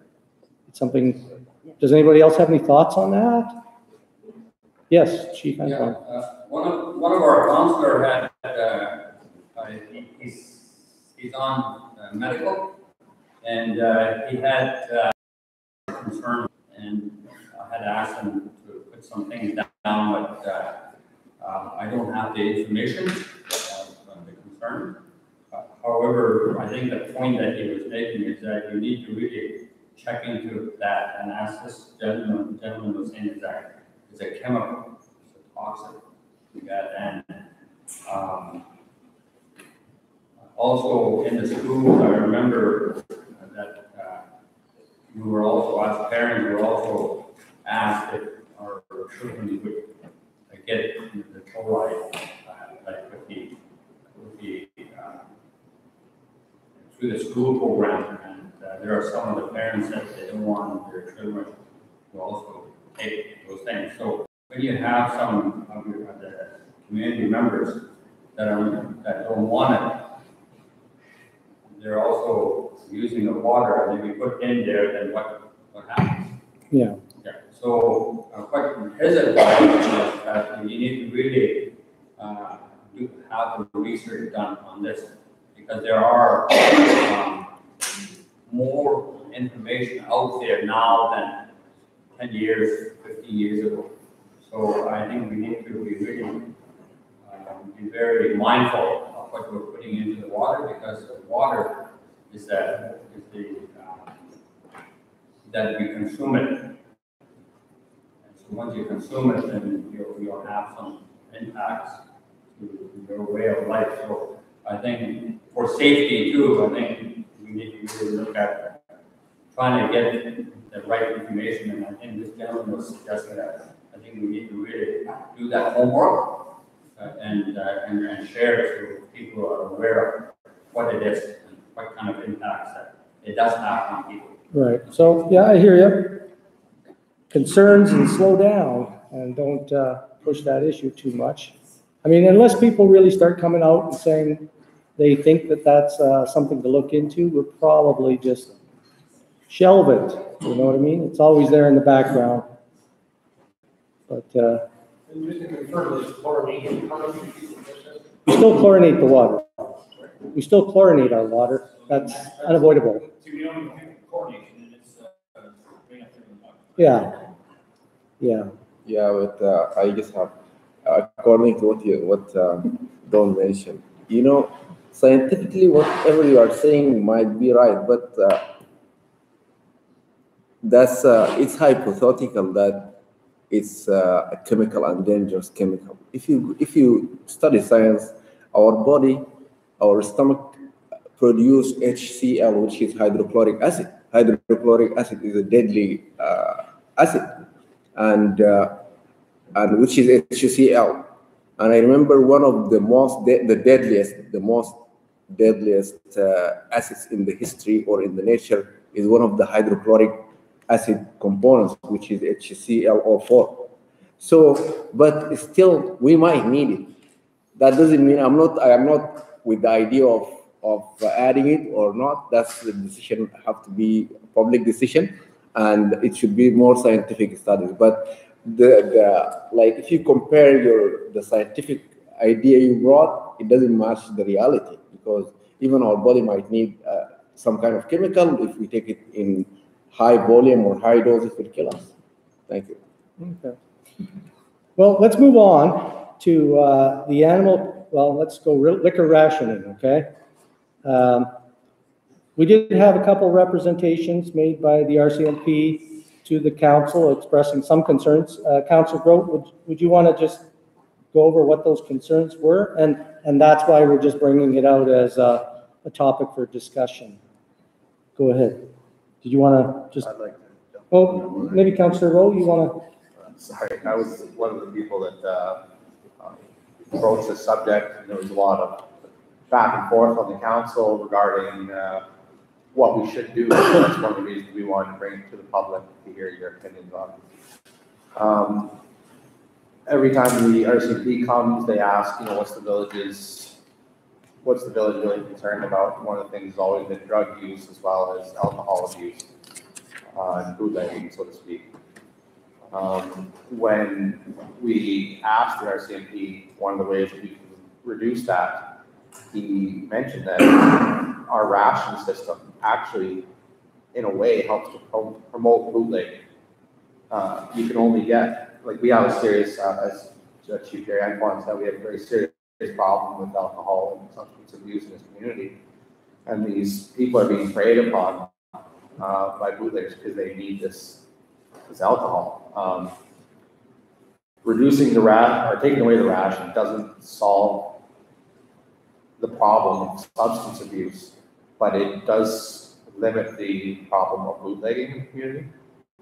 I think there's a lot of misconception that, you know, bad things are going to happen if the ration is taken out, but I don't think the ration is what's causing our substance abuse problems. I think the lack of programs are. So what we wanted to bring forward to the table is the public's opinion on the ration system, whether you think it's working, whether you think it's not working. How do you think it should be changed, if it should be changed? Okay. What is your definition of the ration? The ration system is the amount of alcohol. How much? I mean, I don't know the exact amounts, they don't do that. I think it's a flat of beer. There you go. Yeah. If I can just give you a reference to the famous Northern Wells formerly the ration there 25 years ago, where it is still in place. Another ration. Case of beer in 40 a day. So I used to laugh, not living in the community, thinking, geez, and that's what people did was, you have somebody who can stock up and then maybe dry cleaning and get it all up. But a case of beer and a hard liquor 40 a day, I think that's just for alcoholism. So I assume the Fort Simpson action is less than that. One of the concerns, it's not the amount that you can get, because people that don't abuse alcohol are okay with that number. People that have this illness, they are finding more than that, no matter what the ration is. But the only way for them to get more is to go to illegal means. So, and this is just one of the comments that's made by the RCMP, like I said. We want to hear your opinion on it, nothing else. You mentioned beer and wine, but if you walk in, you will also get a 40 or what is it? Or 3 Mickeys. Yes.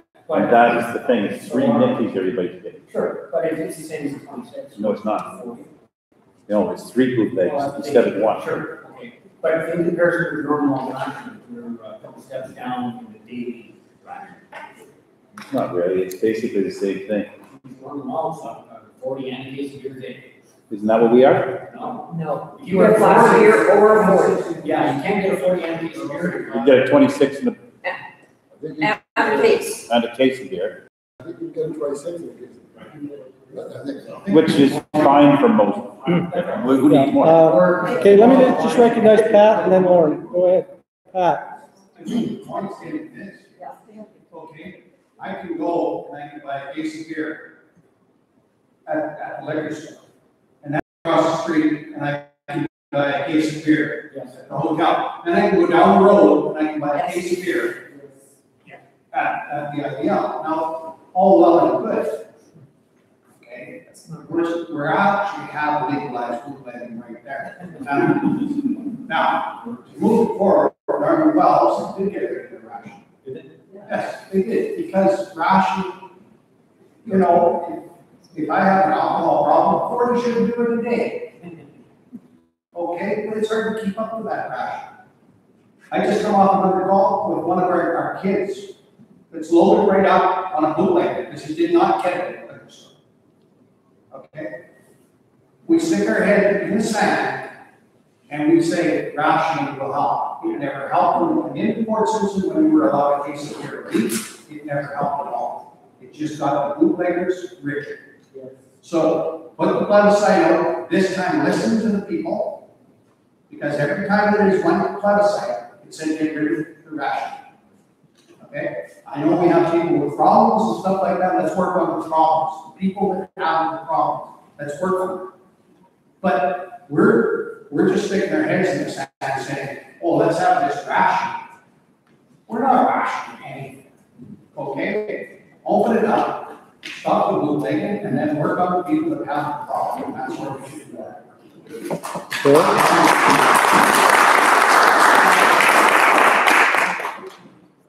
Yeah, no, you bring up points there, Pat. Well, it's true, people could just leave off this island, go to the big river, wherever, that's exactly. Nice, just keep reminding the community, that people go crazy for wildlife and Yeah. Does anyone have the alternate view that the ration is either okay now or? Yeah, I can provide a role with the story to another community, an isolated community flying in Bay. 30 years ago, they had called the once a week beer line. So you line up with a long line on Friday night to get to 12. Now, those who want to drink the 12 will probably cause the problems after midnight. If you say 6 for Hot Night Canada on Saturday, well, you have 6 Friday and 6 Saturday. That went on for a number of years, and then I heard that Cambridge phased it into the Friday night beer line. A mistake.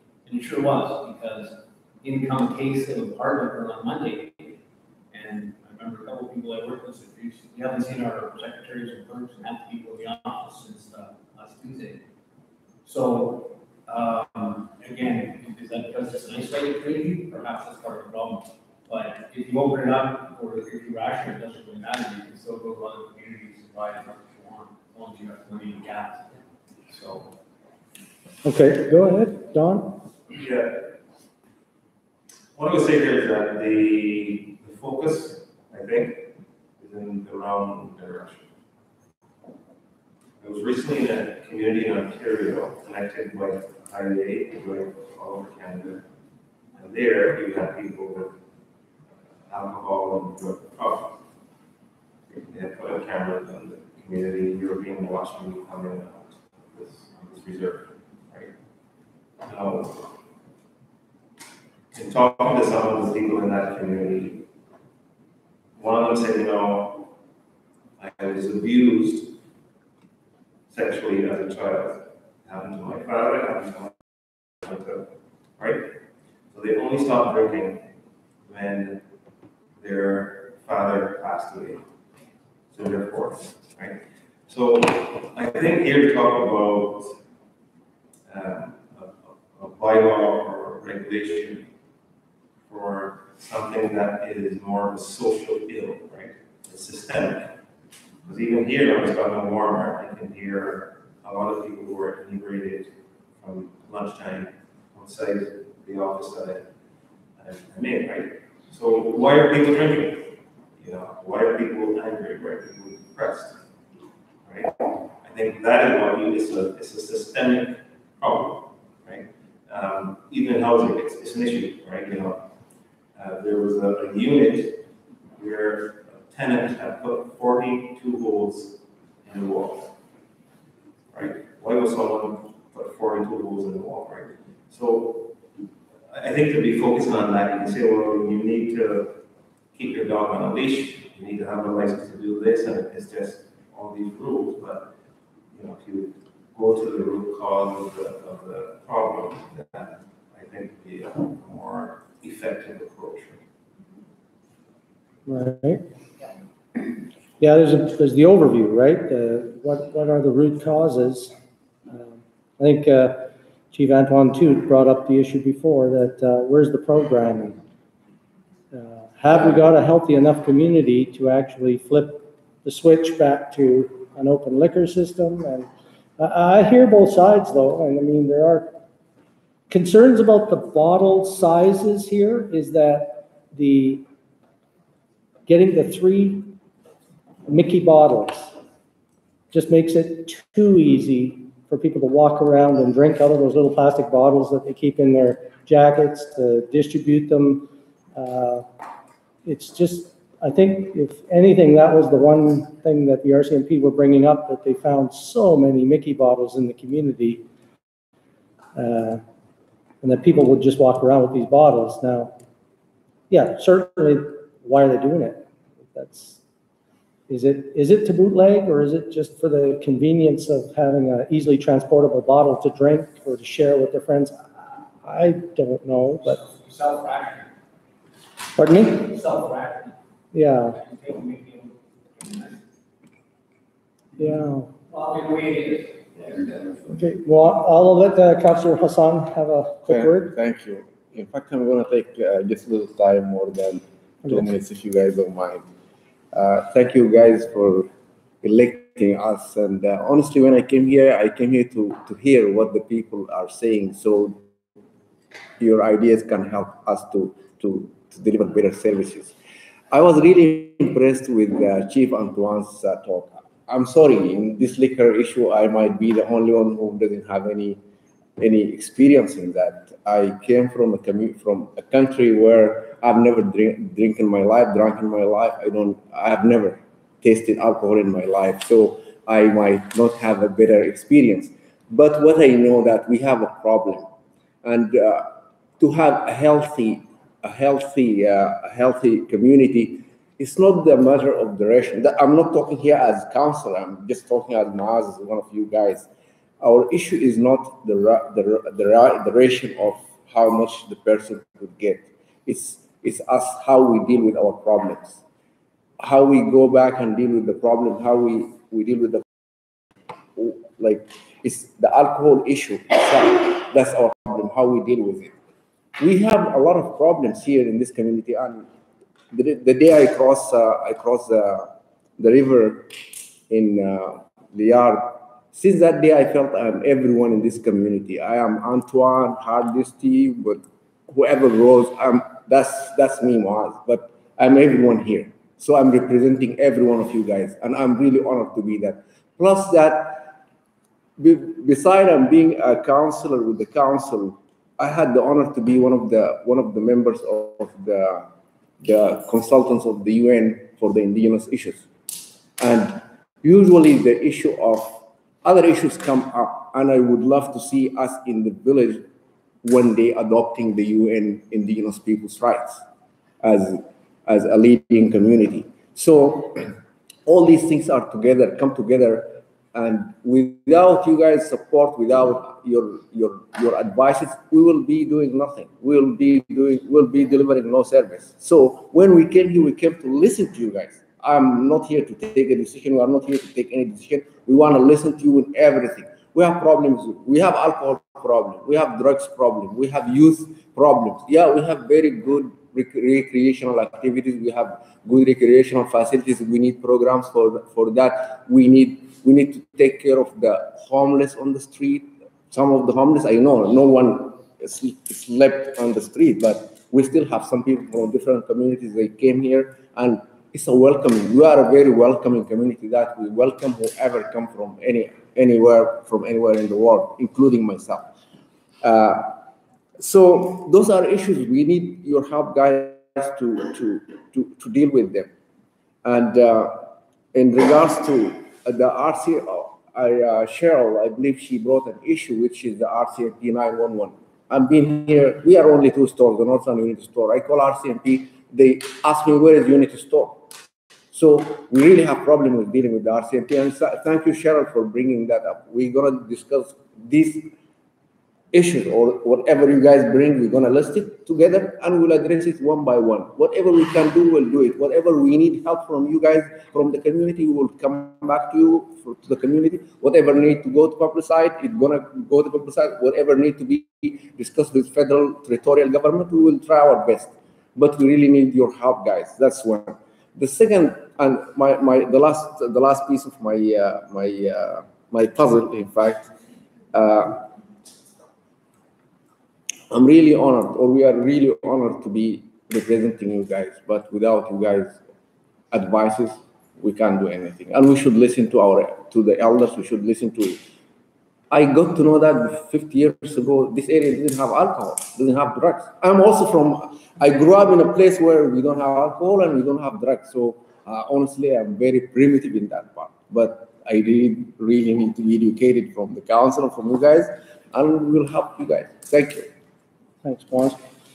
Yeah, I think, it'd be nice not to be having any conversations about liquor and drugs and things like that in the community.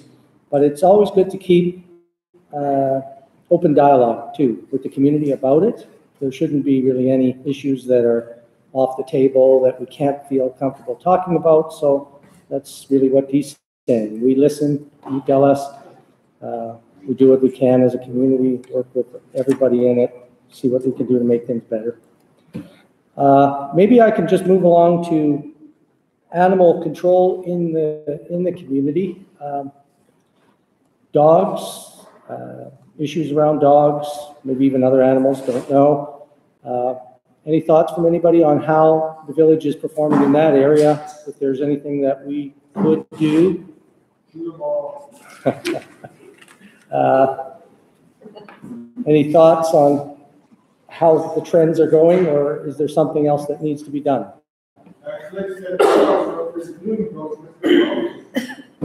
Sorry, I didn't catch that, Danny. Last week, we had a by another dog. By another loose dog. Yeah. I did hear that story. Yeah.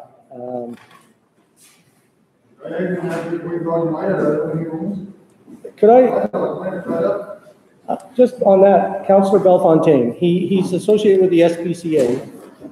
He does a bit of work at the dog pound. Did you want to make any comments about the dogs and some issues you think need to be looked at?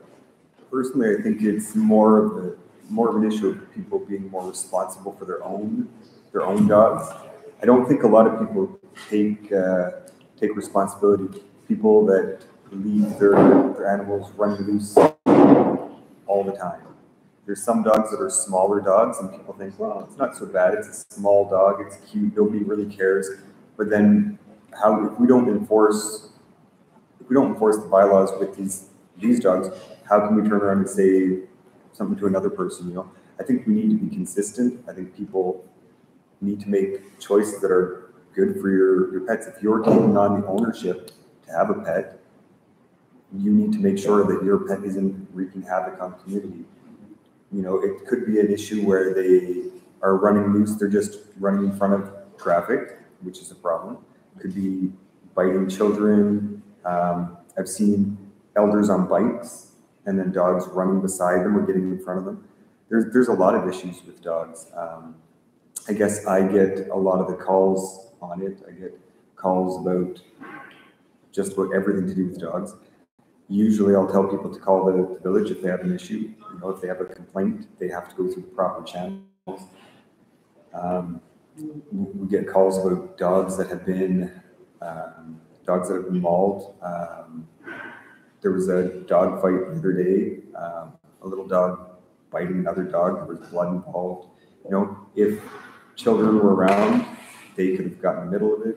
I don't know. I think we need to decide what kind of community we want, and I think we want a community where people feel safe, where we don't have dogs running loose all the time.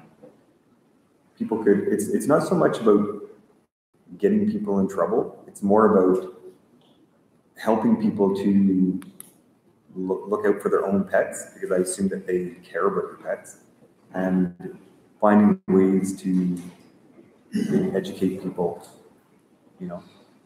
I don't know, I'd be interested to hear any problems that people have with it, but. Yeah, Ken. Just to confirm that the village still requires dogs to be licensed, and if it breaks its chain, and it's got a tag to tell you where it's going. I assume that's still in. Yeah, we're actually looking at updating some bylaws too. But is that still a requirement? Yeah, we were talking about maybe offering free licensing to encourage more people to license their dogs, but people are supposed to, and I know we haven't always had a consistent bylaw person. So sometimes when somebody comes on, they're busy getting used to the job and stuff. So by the time they're actually ready to do that, sometimes they're no longer in the position. But the second part of the question was then, if the dog is caught, I think you can catch it. We still have this pound option, and if it's an aggressive dog that's caused injury, like injuring another dog or a kid, do you have a policy to put them down? I'm not sure what the village has decided on that. I know there used to be. So they I guess used then what I can assume is that this is not usually the problem. If the problem arises, we have this loose dog problem, but we don't really have a policy or a series of steps to deal with the problem. So in the bylaw, there is something about a dog that attacks another dog and is deemed to be a dangerous dog, especially and if a dog bites a person, then we're actually like under the NWT health officer, and we're supposed to quarantine that dog, and even like cut off its head. Things are pretty. So again, raise the point of a recent occurrence, I guess that wasn't done. Cut off its head to see if it's got rabies, all this kind of stuff. Yeah, but at least quarantine the dog. And we do, I think we do quarantine the dog. We don't cut off its head. Yeah.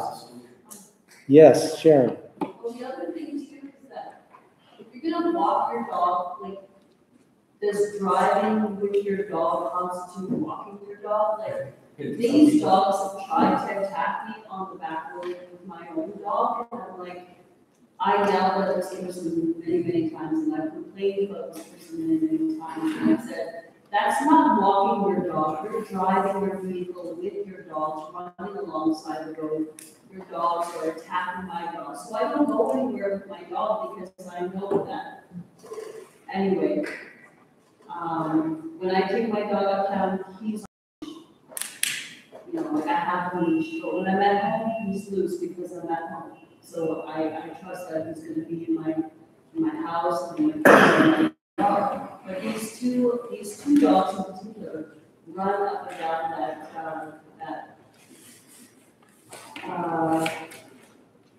long hill. Right.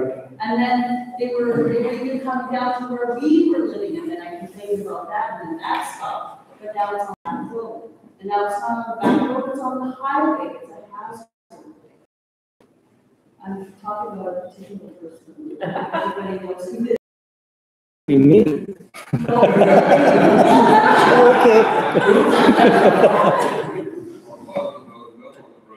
Yeah. No, her dogs are dangerous. Like, they tried to attack me and my dog, and I complained, but Okay. it's falling on deaf ears. Okay. Reg. Actually, I think mentioned it before, I think that what's needed is a place to take your dog and run your dog. Walking your dog is fine, but most large dogs need a good run to get the aggression over them. There are no bad dogs, it's bad owners. The owners don't socialize their dogs, and they have no control. Other than that, walking your dog alone, your dog will still be aggressive and be active at night. You take your dog, and the person is taking your dog, you know what you're talking about. I bet your dogs sleep like babies because you're tired when you run. And most dogs don't get enough exercise from a walk. We have talked, and I wish Councillor Hassan was here because he's really the one that's pushed it a bit, along with Councillor Bellefontaine, about the idea of a dog run. And because we're replacing all the fencing around the old ball diamond, upgrading it to it needs a higher fence. We were talking about maybe using the old fence to create a bit of an enclosed space where people maybe walking down past the ball diamond could let their dogs inside of a fenced area, just let them run around. Throw a ball. Because you're right, that I think that there's a lack of space. Right, a little far out, but yeah, some people could take, on a weekend, right, take your dogs out and let them go.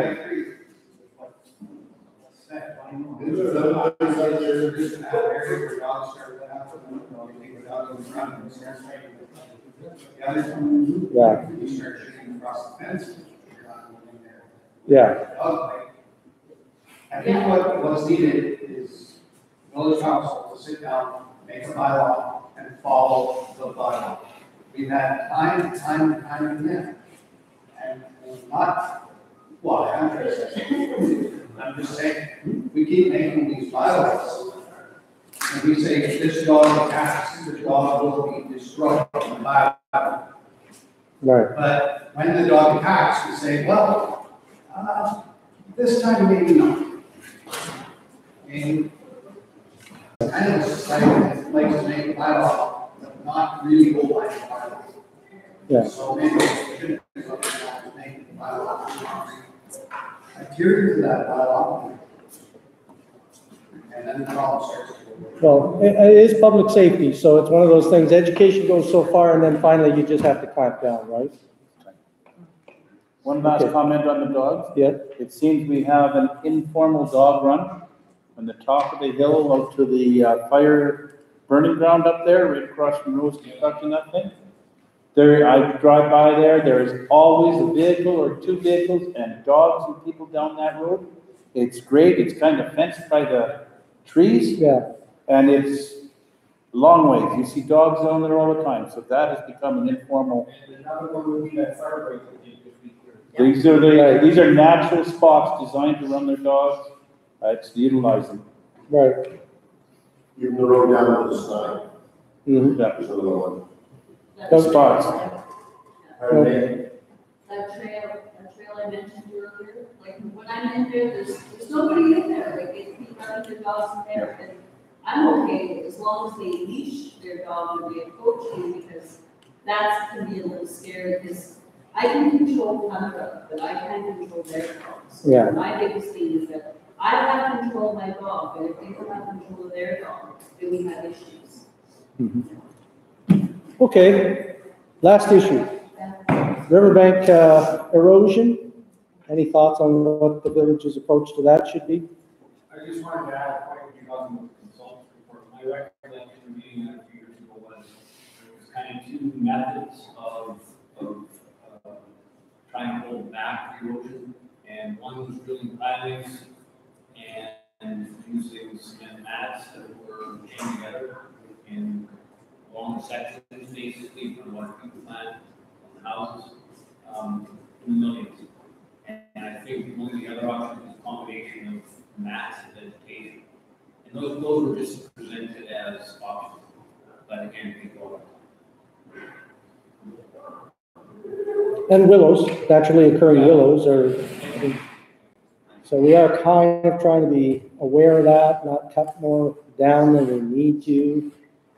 For sure, that's being, there are cheap things that we can do without making it worse. But in the meantime, I guess we'll just continue to try to lobby for some kind of, if not direct help with the bank itself, then monies to look at the future relocation of major infrastructure like our water treatment plant. Eventually, that'll become an issue. Okay. Well, listen, I want to tell everybody, thank you very much for coming out tonight.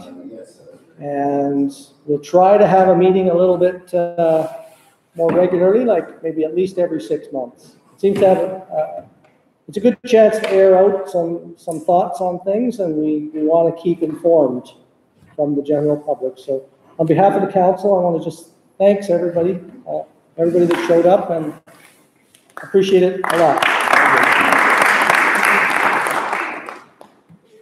And grab a few snacks when you're leaving there. There's a lot. Grab a plate.